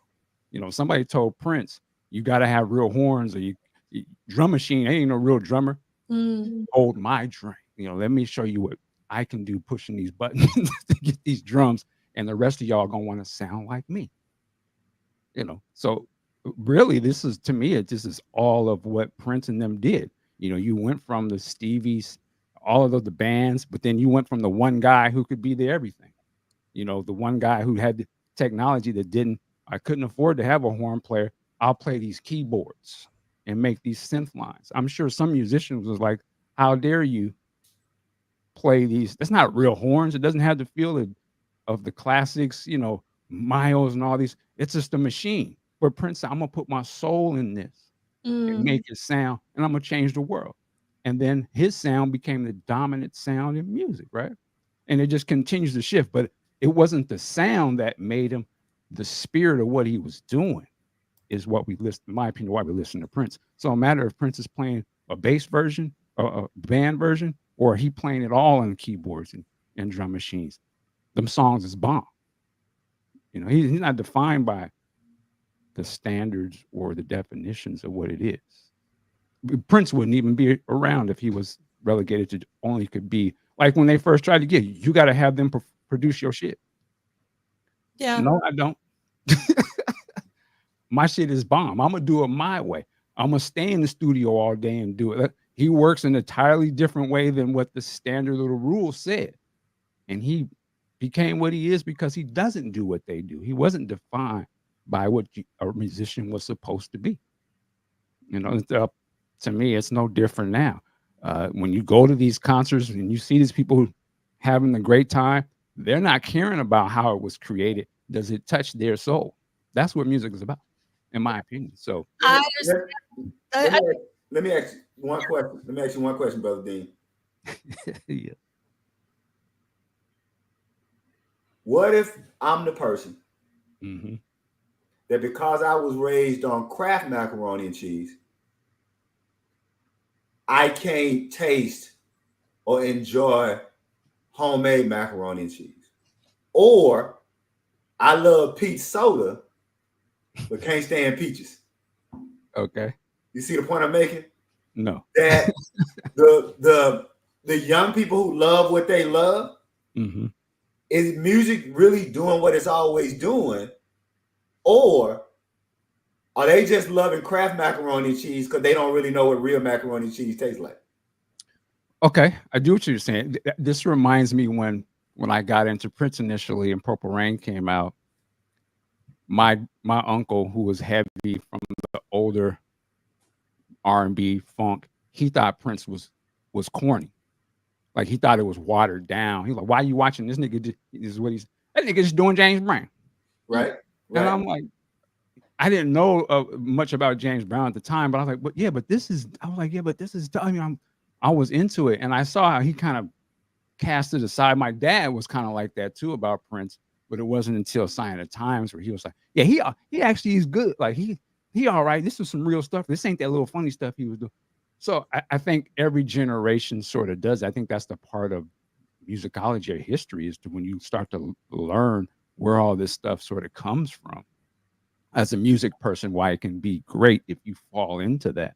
But at the same point, I don't think it takes anything away from whatever music is that hot. When Chuck Berry and them came out, that wasn't like anything they had ever heard. And I was like, whoa, what is this? And they were calling this nigger music or whatever. They were trying to say that wasn't real music. But obviously, again, what happened? It changed the world. Because if they was being held to those same things, those cats would have never been able to come out. They would have. I don't know. I just look at it the same way, man. I hear what you're saying. I would just only add to that. I don't think it was black people that weren't saying it wasn't real music. Like I think there's a difference. I think that you may have, like I said, when you talk about the Eurocentric, there were white people who may have been saying that. But I don't think that when you talk about the development of the blues and the blues coming from field hollers and shouts, right? Mm-hmm. So blues come from field hollers and shouts, and then the field hollers and shouts go back into Africa. I don't think it was necessarily black people saying that it wasn't real music. It was those other people. Same. Right. And I feel like some of us are doing what those other people used to do back then. The Or same way we was saying, I love Jodeci. Some people that ain't real R&B. Well, that music now is the older music of today. So the Teddies, the Bobbies, and all that. That's how I used to see the Temptations and all that. That's how they see that today. But that music is just as is even more important. It was the music of our how we grew up. It may have been looked at as, oh, that ain't the real. They don't sing like Marvin's, and I get that, but this a different time. It's a different vibration, as you brought up earlier, and the vibrations of today are entirely different than the vibrations of when Princeton was popping. And these kids don't identify with that vibration today because it's a different culture. It's a different time. We're more aggressive. It's a little more bleak, and they're trying to survive in a world where all this. But at the same point, us visually are not shifted to the back now. We are the at the front of this. When I was growing up, the awards and the TV show was all about the rock groups. We was just kind of thrown in there sometimes because they had to put it in there because they kind of felt guilty. But now now they fell in love with it, and they don't pushed all those other groups out, and now we are the dominant thing. So that's one of the things that's kind of different. Where before there was a fight to be seen as legitimate. Oh, Prince isn't on those lists or such and such. Well, now they want to be on our list. We are the dominant thing. Those things they're not even at the top of mind of pop culture. And technology has shifted what music is and how we, take music in because there's so many other choices today that it's probably not going to be the most dominant thing that the kid's going to think about because there's thousands of things that they can get their attentions to. So I don't know if music will ever be the same as it was from when we grew up, right? Because we didn't have as many choices. But I am my playing there. I'm gonna listen to what y'all got to say. You're on mute. You're muted.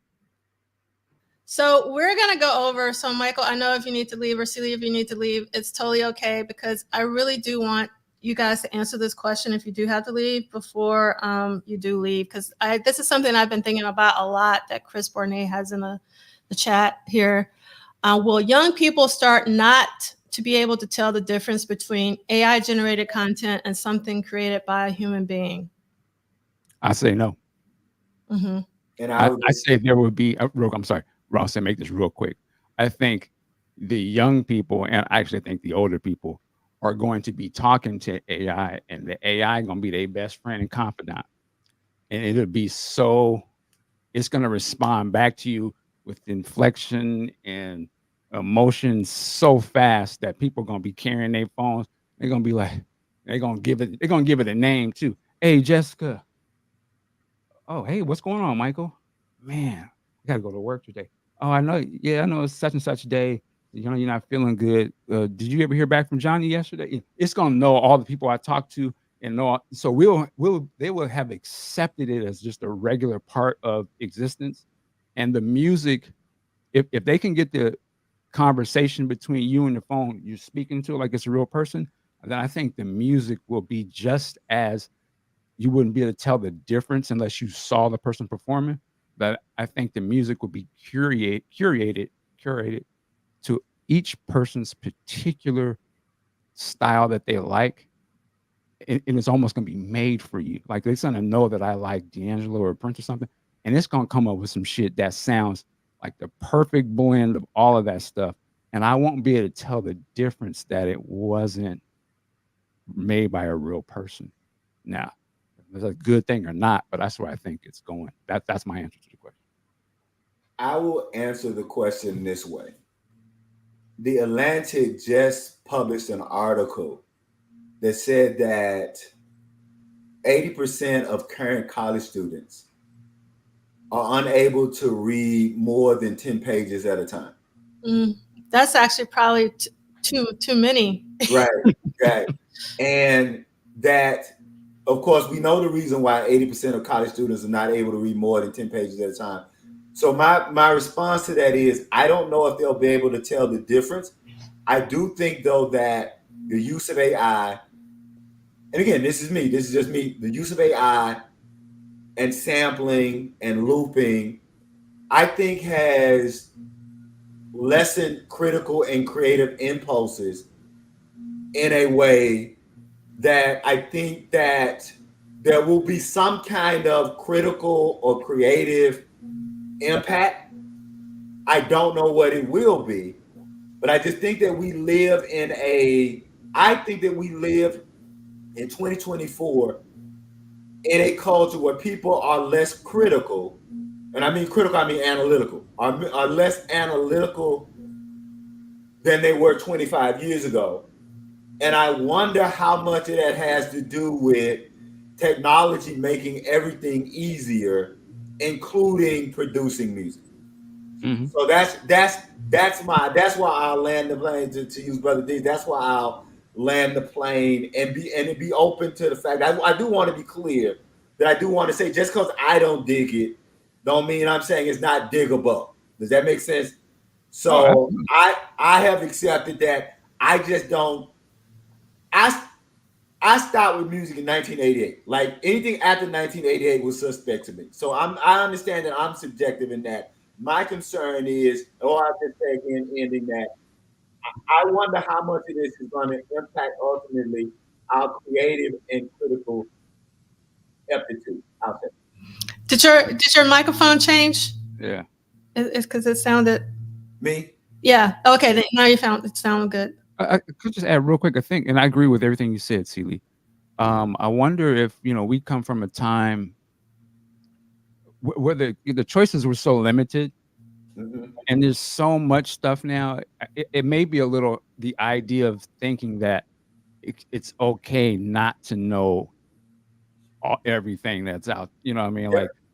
Like there's just too many genres, there's too many niches that was not available at the time, and so it's okay that we're not into it. You never thought that you would just kind of I don't know everything in music that's popping right now, but it'd be impossible to because there is so much. And I think we come from a time when the industry so targeted these particular groups they could push on us, but now it's blown open and there really isn't that corporate machine industry that's saying, no, this is the artist you need to pay attention to, focus on. Now it's just like, oh, there's an artist that's hitting, he's from France and he's popular over in New York, or there's just so much. And I think for us, some of us older, we haven't been in a world that had that. Everything was neatly sort of and now it's just blown out of the water. So it's sort of how do you reconcile that it's too much? There's way too much, there's way too many movies that you could possibly see, there's way too many TV shows, and this is a culture where people can binge stuff, you know, where you just get a whole catalog up front and just run through it. That we didn't have that. So that thing that makes the mind think totally different when there is just so much going on. I don't think today, if I'm not into that genre, I don't care about it Right. because it's just I can't. I want to spend time on my phone or Right. I'm gonna watch a show. So the last thing I'm gonna do is sit there and watch one artist do one thing Mm-hmm. over and over again when there's 2,000 new ones standing right there waiting for me, and they're pushing it to me because they know exactly what I like. We never were curated like that specifically. So anyway. No, I think, and I'll make this my last point. I think what you say is perfect. And I think it goes back to, so I'm 50, actually, I got to remember I'm 55, so it's been 25 years ago. So when I was 30, there was a big academic debate, and Prof. Dust, you may remember this debate. The debate was, Brother Dean, should we stop using the term general or common knowledge because people can Google and look up things on the internet. So there was this big debate 25 years ago that kind of what you were saying, that do we need to even test for general knowledge if you can just Google it, right? If you can, but coming to 80% of college students can't read over 10 pages. What we forgot was if you limit or say it's okay. So for instance, everybody in the chat, we had to know what H2O was. Everybody in the chat had to know what the average human body temperature, right? Things that we all consider common bodies of knowledge, right? Mm-hmm. The fact that we limited and say, okay, no one needs to know these common bodies of knowledges. The problem is that we were getting these common bodies of knowledges from reading and discourse.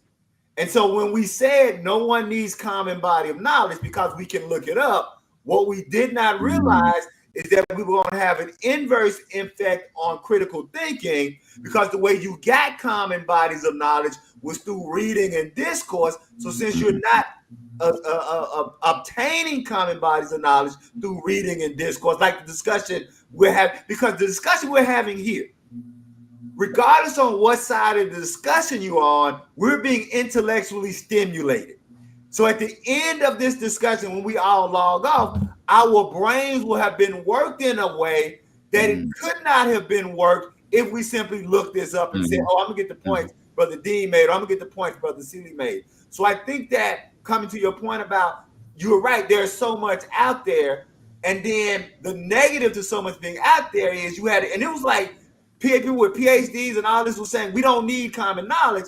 And now 25 years later, people are struggling to think because they don't read and discourse in the way that we're reading and discourse in the day. I'll shut up.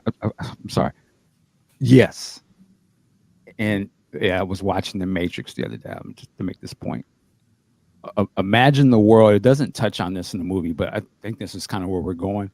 When Neo first wakes up and they take him, they pull him out of the tubes and all that stuff, and then they start his training. You remember the training was like he can just download anything he wants to know in seconds.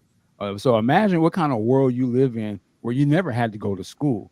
If you want to learn how to do something, let's go. Right. You know what I'm saying? And I think that's where things are we're kind of in a very early sense. Like, yeah, I don't need to know how to translate. I don't need to know how to learn a language. You can stand right there and talk to me, and this is going to translate it to me in real time in seconds. Why I need to learn a language? Yep. So I think that's kind of why I need to learn how to do that. I can learn it in a second, but like you said, it takes away that discipline part. Yep. And what does that do to us in society? What does that do in culture? And if you take away the discipline, and you can just instantly know how to play the piano, right? What if they can implant you playing like Prince? Right. So we can all play like Prince. Now what? It's not a big deal, right? Or we can all do something. I think that's kind of where we're at now. For some people, you say you think it's easy to make these songs, though it isn't. But the tools are readily available now than they were before. You still need to know how to do it. You still got to know some song theory. But it's certainly a lot easier to turn on the machine and play, hit something. You're gonna sound like some bullshit, but it's certainly easy to do. And so I think, yeah, what happens when you can easily just learn everything? And I know we're going so long. I'm sorry, Kim. I'm gonna set up Kim. I ain't gonna say nothing else, Kim. I'm sorry, Kim. Yeah, I'm fine. I'm sorry, Kim. So actually, I have to say something, and then we're going to get with our salon part. But I think this is a really important discussion that we're having, because things are really changing technology-wise with the advent of generative AI. It's actually been head whipping, and there are going to be a lot of repercussions. And I'm really trying to work through some of these things in my head. But I do want to bring it back a little bit to music. So I had dinner with Zahir and Anil, and we're going to talk about this later, on Thursday night. And Zahir said something to me that I wanted to clutch my pearls, and like I was like, oh my God, I never thought about that. He told me that his students don't really listen to an entire song. They only listen to like maybe a minute or two. Yep. I was like, what? Yep. Yeah. Before you go on with your point, let me just interject. You know, when I do the thing where students I have this list of Prince songs, and the students have to choose and then write about them. Every student said, they all asked the same question. Mr. McInnes, why is his introduction so long? Like every one of them. It was like, when does he start singing? So anyway, that's it. So yes, look, if you ain't cussing or naked, they don't want to hear it. You got to be cussing or naked in the first 30 seconds. If you ain't cussing or naked in the first 30 seconds, all right, go ahead, make your point. There you go. Okay, so I think you both know I'm going to be teaching a Prince course at NYU in the spring. And when I heard Zahir say this, I was like, oh my God, because I was going to assign them songs to listen to outside of class. But now I was like, oh, I actually need to play some of these songs in class because they're not going to listen to the whole thing outside of class. Wow. Like I hadn't counted on that. So like that was like new information. I was like, oh my God, like this is insane. Like what are we going to do? Like, because like, especially with, I've been listening to a lot of Ohio players lately and also P Funk. Okay. And Slave, Lakeside. I've been just going like funk. We've been blackity, black. Yes. Because I'm going to be honest, because of Nelson George has been putting up all of those videos from the funk documentary. And I just listened to like the Burning Royale one. And Now Rogers. I watched the Nile Rodgers one. I watched the Steve Arrington one from Slave, which I'm a huge Slave fan because my uncle and my uncles made me listen to a lot of funk. So I've been listening to a lot of funk this past week, like nonstop, and I was just like, oh my God, this music is so good. It's so good, and like I feel like I don't know if I think of I have these two cousins. They're teenagers. One is about to go into like their 20s, and I don't know if they'll ever experience music the way that I experience music, and it sort of bothers me. And thinking about AI generated music because it really music. Jimmy, I had dinner with Jimmy Jam and with Anil and Zaire and Andrea Swinson on Thursday, and one of the things that Jimmy Jam said in his talk that I almost burst out in tears was that music was a divine art. Mm-hmm. And it was just like, oh my God, do people not understand this anymore? That music is a divine art. It comes from spirit. It's like a spiritual experience. And I don't know if like AI generated music will be able, I mean, maybe it will. I don't know. But like I personally don't think it would do it for me. But maybe I won't be able to tell the difference.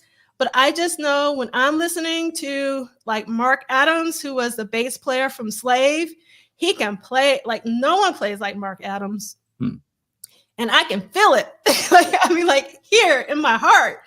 And it means so much to me. And I just go like, I just feel sad. I mean, I feel sad that, that I don't know that like it again, it goes back to live music, just feeling the vibration in your body, of certain instruments and the different frequencies. And they have that today, though. It's just different. That's all. They do have that today, And I'll tell you what's interesting. And sitting here, Brother Dean, if you haven't seen the 3-part Nile Rodgers interview that Nelson George has done, I haven't seen it. Here's what's interesting. Technically, Nile Rodgers agrees with you and not me. I'm not surprised because he not bigging myself up. I'm just saying. No. See why a musician guy like that probably is like, I'm open to whatever, but because he talks about producers creating music theory because they didn't know music theory. So he talks about talking to the Bomb Squad. He talks about this being with the Bomb, and he says that, well, I'm doing this, that, and that. And the Bomb Squad looked at him like, no, we didn't have any other way to do it but this way. Right. So while I still hold my position, what's interesting is that a great musical genius like Nile Rodgers agrees more with you, Brother Dean, than he does. So if you get a chance to watch those 3 parts, particularly part when he talks about the Bomb Squad and he talks about how hip hop producers had to kind of make up their music theory and making the fact that yes, they do have a music theory. It's just a music theory that's different from his music theory, but it's still a music theory. So, I did want to be transparent about that because when he said that, I kind of like, damn, I wanted him to agree with me. But that's why I think these interviews are so great because it ain't about people agreeing with you. It's about you learning and knowing more after the discussion than you did before. I'll shut up. I promise, Cam, I shut up. I'm good. I'm done.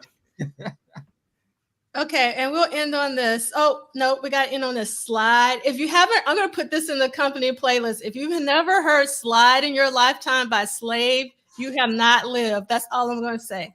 All right. Why don't you Wasn't that sampled by something? try? Say it again, Michael. Was that sampled by? Was that the Coolio or somebody did that over or something? I don't know. Can Uh, somebody in the chat? But you know who covered Slide, right? No. Who? Cameo. Ah. Yeah, so Cameo's covered Slide after them. So yeah. Yeah. So that's we keep saying we all got points. I think the last thing for me is that the kids of today are growing up in an entirely different world in terms of the way their brain works and how they receive things.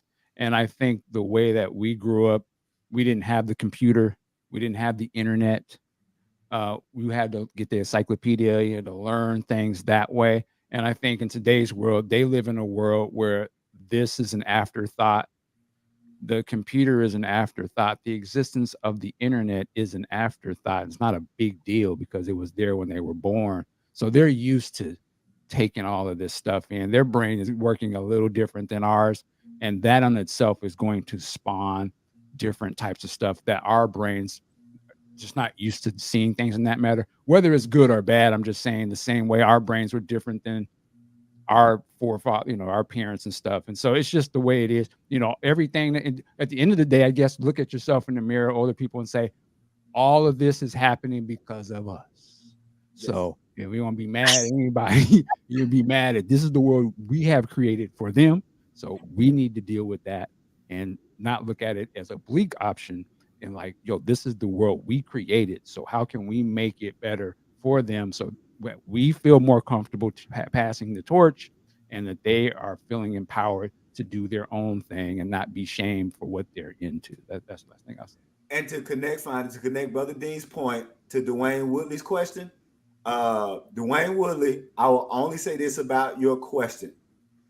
Go and read the section on the Tower of Babel and read what God says to the angels once he sees that man has made a tower to heaven.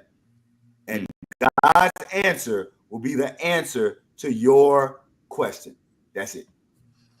Okay, a couple things, and then we are going to close this section of the service. Okay, so one person, so Kim is saying Coolio sampled Slide.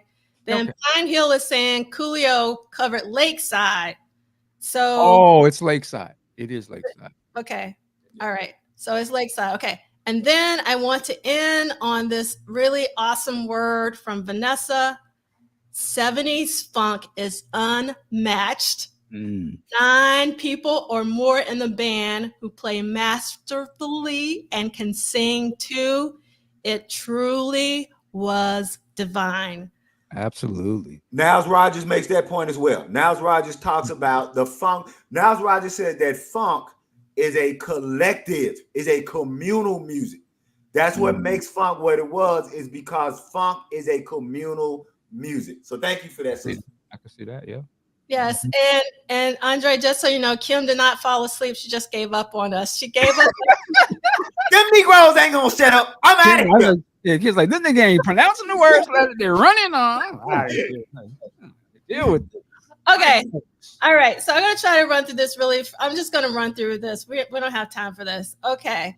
Music break. I want to talk about this group called Jake and Abe. I put it in the chat. They're members of Michelle Indegeocello's band. They opened for her on Sunday when I saw them at NJPAC. And it's something about their music that is, it's very retro.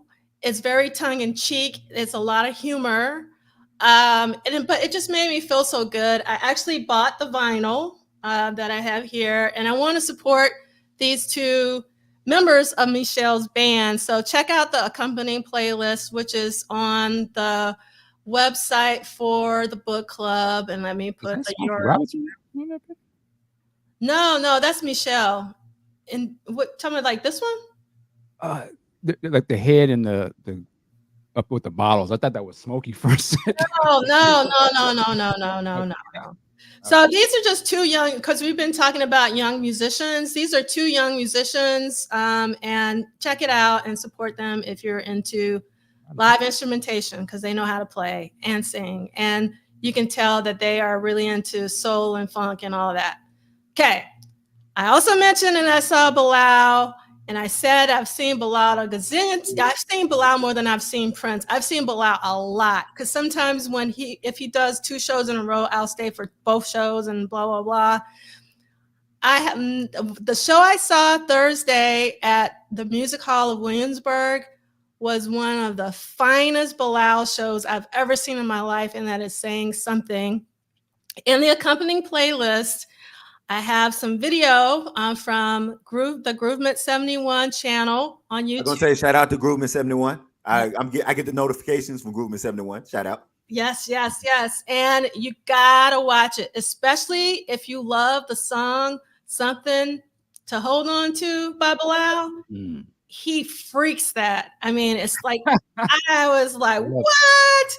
And he was singing, like with Bilal, sometimes he croons, sometimes he just he gets into his experimental phase and you don't really know what kind of Bilal you're gonna get. But dude, I think is happy because his new album is incredible and he just really brought the energy. And I don't know, it might also because of the venue, because I've been seeing him recently in more upscale venues like City Winery and the Blue Note. But we were in some club out in Williamsburg, Brooklyn, and he just brought it. It was just, you have to see the video. I really wish that you guys I could have put all of you in that room. It wasn't sold out, but it was a lot of people there. Madison McFerrin opened for him, and she was also amazing. Extraordinary night, even though I was dead tired. But so support Bilal if he comes to your city. Next up, he's going to be tomorrow, actually. He's going to be in the ATL at the City Winery. I would love for some of you guys to go to let me know, is it City Winery? Like he becomes more respectable and reserved, or he's just like in the zone right now. So he was on fire on Thursday, and I'm so happy that he's happy. All right. And wasn't his first album, it starts off with some Dr. Dre beats? Oh yeah. Pushing the buttons. Yeah, but he had the soul. That was real music, wasn't it?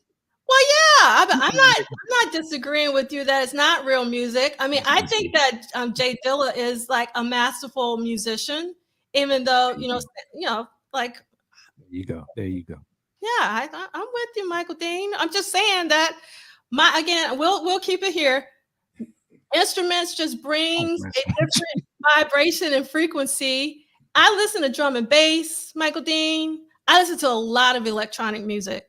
So yeah, okay.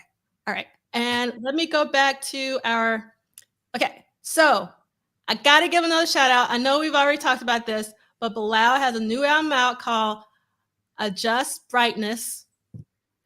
I put it in the accompanying playlist. Please support Bilal. Please stream some of these songs because he only has like 100 views. Bilal deserves more than 100 views.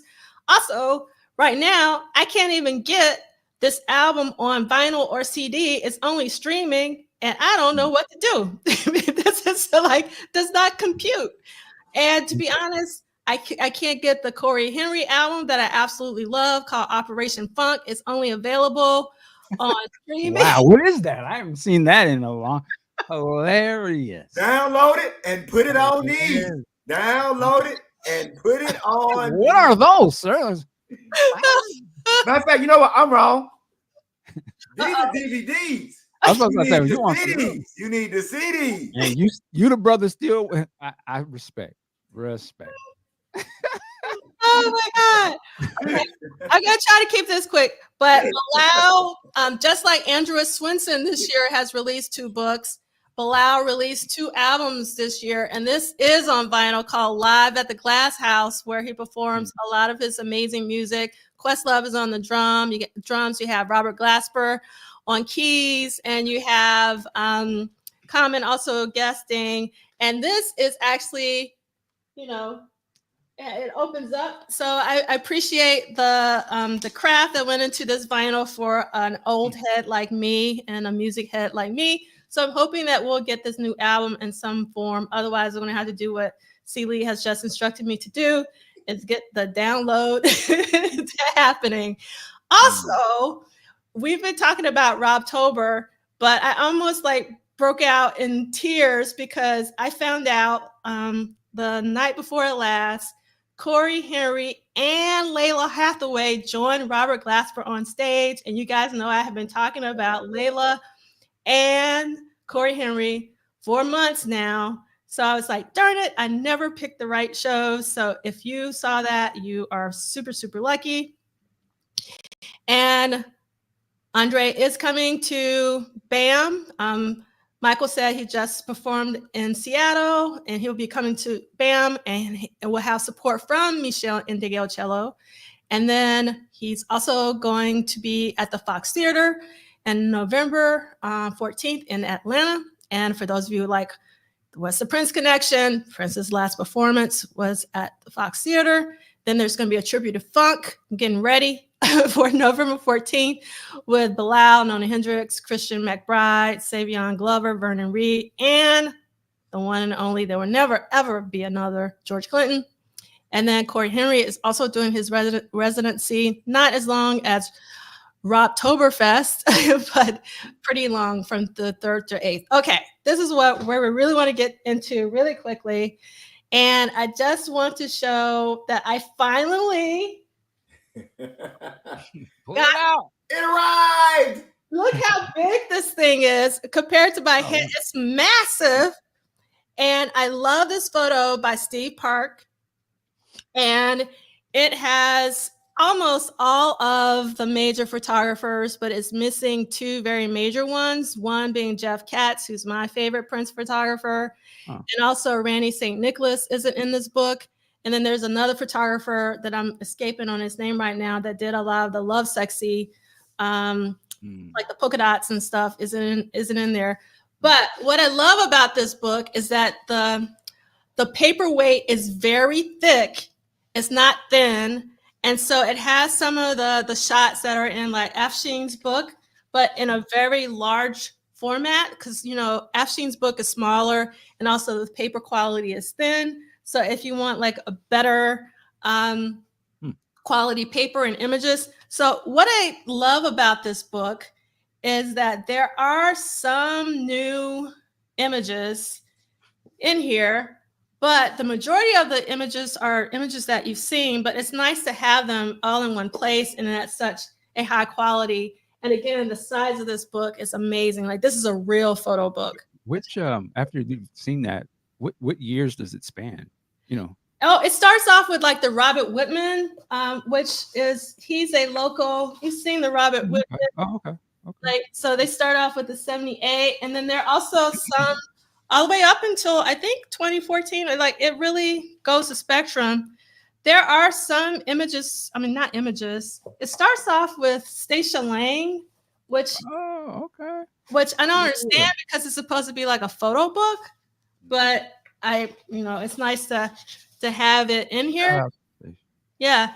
But then also at the end, they also have these illustrations. I love this photo here of him like running. Wow, what was the old girl's name again? Right there. I know y'all in the chat. I asked my husband that, and I totally forgot because she was an artiste. yeah, she's married to Lorenz Tate. That's his wife. Really? Yeah. And I love this photo. Rodney know who she is. She was at the pancake thing one year. That's how I met her. Rodney, are you still there? So they have these illustrations in the back, but again, I just thought this was like a photo book. So I appreciate the Stacia images, but definitely something you should look at, and it's very heavy. What's that going for? It was like 50 something. I can't remember the exact. It's not bad actually for the size and the quality, and it's a lot of photos. So highly recommend that you guys check that out. And there's another book. Remember we talked about this photographer last week a lot. I didn't even know this. They're also releasing a book. So all those photos we looked at last week, you can actually get them in a book. So if you're interested in this book, and they're all from that particular show. What is this? Interesting. No, not all of them. There are also some from there's photos I know of Vanity 6 and Apollonia 6. So all those photos that we looked at, not all of them, but some of them are in this as well. But there's a lot of Purple Rain live performance photos in this if you want to get it. So wow, fascinating. Just the Prince picture, but like that's the thing. There's been many of Prince, and they're great. Like that's dope to me. yeah, I particularly love this. And this photographer actually also has pictures in that Prince icon book that I just showed you.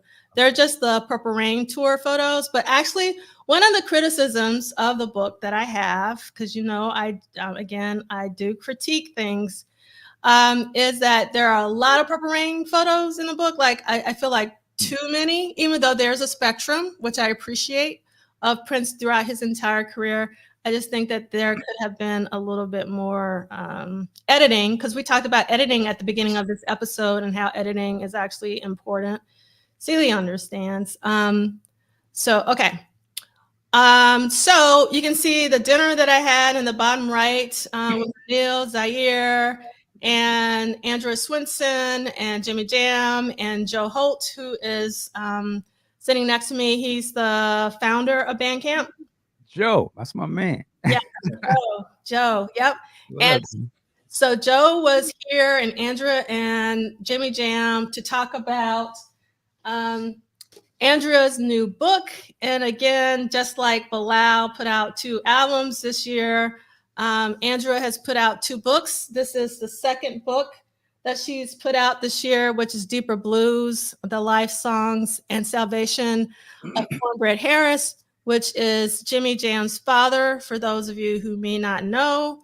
So that's the reason why they were here. They did Tamron Hall the following day, but they did a really nice discussion at this venue in New York called Caveat. And that's where I met them. And having dinner was totally serendipitous. It was spontaneous. It wasn't planned. And it was a really amazing evening because I don't get to see Zaire and Anil very much, except for the symposia. So it was like a really, really amazing night that I'll never forget, ever. And in addition to the book, there's also a new album by Cornbread that is released. You can get this from Bandcamp, and I love this cover. Isn't it beautiful? Wow. Mm-hmm. And it's called the Cornbread Harris Anthology. So you're able to get this on Bandcamp, or you can download the MP3s. You can also get like order the album and the book through Bandcamp if you want. So just really beautiful. And once I have an opportunity to read the book, I want to bring Andrea back on. Andrea was with us earlier this year for the Purple Rain 40 book, which I have, but I can't seem to put my hands on it right now. And I want to have her return to talk about Deeper Blues. And I hope that if you haven't, that you'll contribute to Jeremiah's Dr. Funkenberry's GoFundMe. He still needs assistance because it's going to be a long journey. So definitely contribute. And again, if you go to the slide deck, which is at the bottom of the book club webpage, you can click on things and it'll take you places. I am extremely excited about this upcoming conversation with Michael B. that Funkatopia is doing, where Michael B. is going to look back at 32 years of the Love Symbol album, track by track. Wow. Yeah, that's going to be incredible.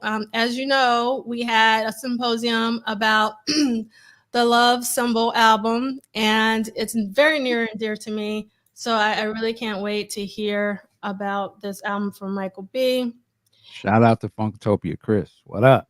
Yep. Shout out to Funkatopia. They're really bringing it. And then they also did, and I haven't had an opportunity to listen to this yet, a tribute to Kat. So that is in the playlist because that's already been done.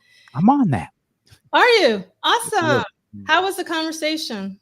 You know, I was only at the very beginning and I had to leave, but I'm sure that it was fantastic. Yeah.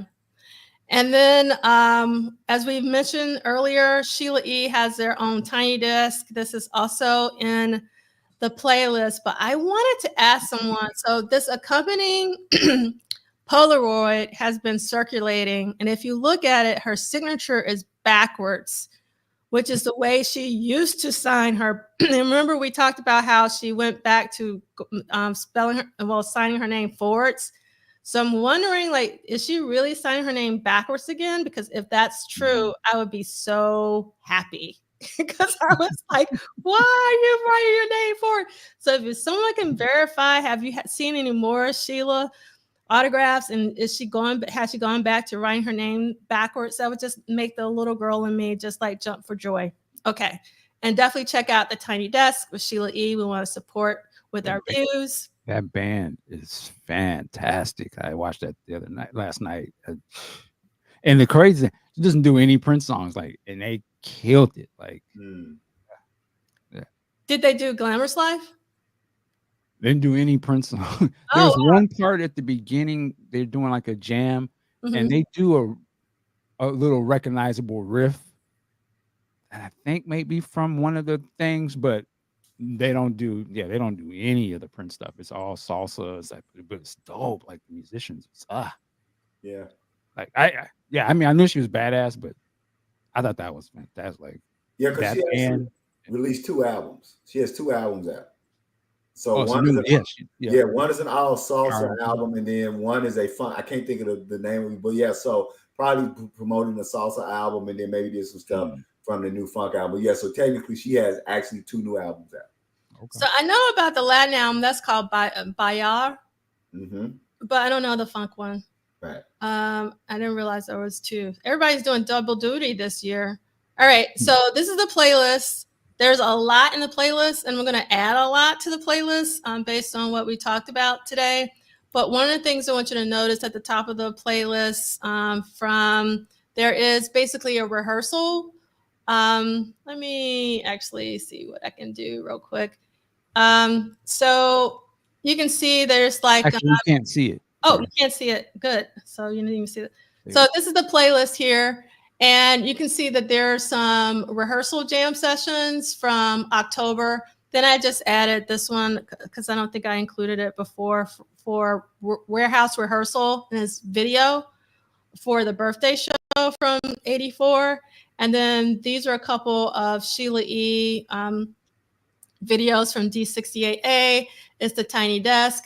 There's a really great intro to Cornbread Harris that was done several years ago. There's Jimmy Jam on the Tamron Hall show, the Cat tribute, the Jake and Abe that I was talking about, and then a lot of Bilal, like all of them, as many songs as there are probably more songs added eventually. And then I give you all the live songs that he performed on Thursday from Grooveman 71, but then I also added the studio versions of those songs so that you can hear the studio versions if you want to choose to do so. And then in some cases, like a song like Something to Hold On To, he's performed it a gazillion times over many years, and it transforms every time. So if you want to kind of see the evolution of some of Bilal's songs, you can do so there.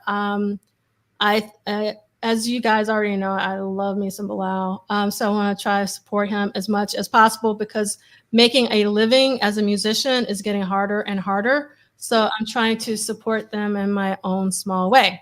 And so next week, we'll be at week 42 of 1984, and we will be reading pages 436 to 439. But if we remember, it's just going to be rehearsal, rehearsal, rehearsal, rehearsal, rehearsal, rehearsal, and a mix of Around the World in a Day. All right. Thank you so much, Drea Dances, for your compliment and feedback, because I want to know people are actually using them, because it takes a minute to put those together. And I'm hoping that Michael Ding will take us out. Yes. What a lively discussion today. Thank you, Celie. Thank you, and D'Angela. Thank you, people in the chat. Thank y'all for bearing with us as we sort of went down different pathways today. But hopefully it was, enlightening and engaging. I had a great time. I love when we can kind of chop it up back and forth with each other and hear different ideas. This is just a great thing. Listen, we'll see you next time. Work it like a job. Peace.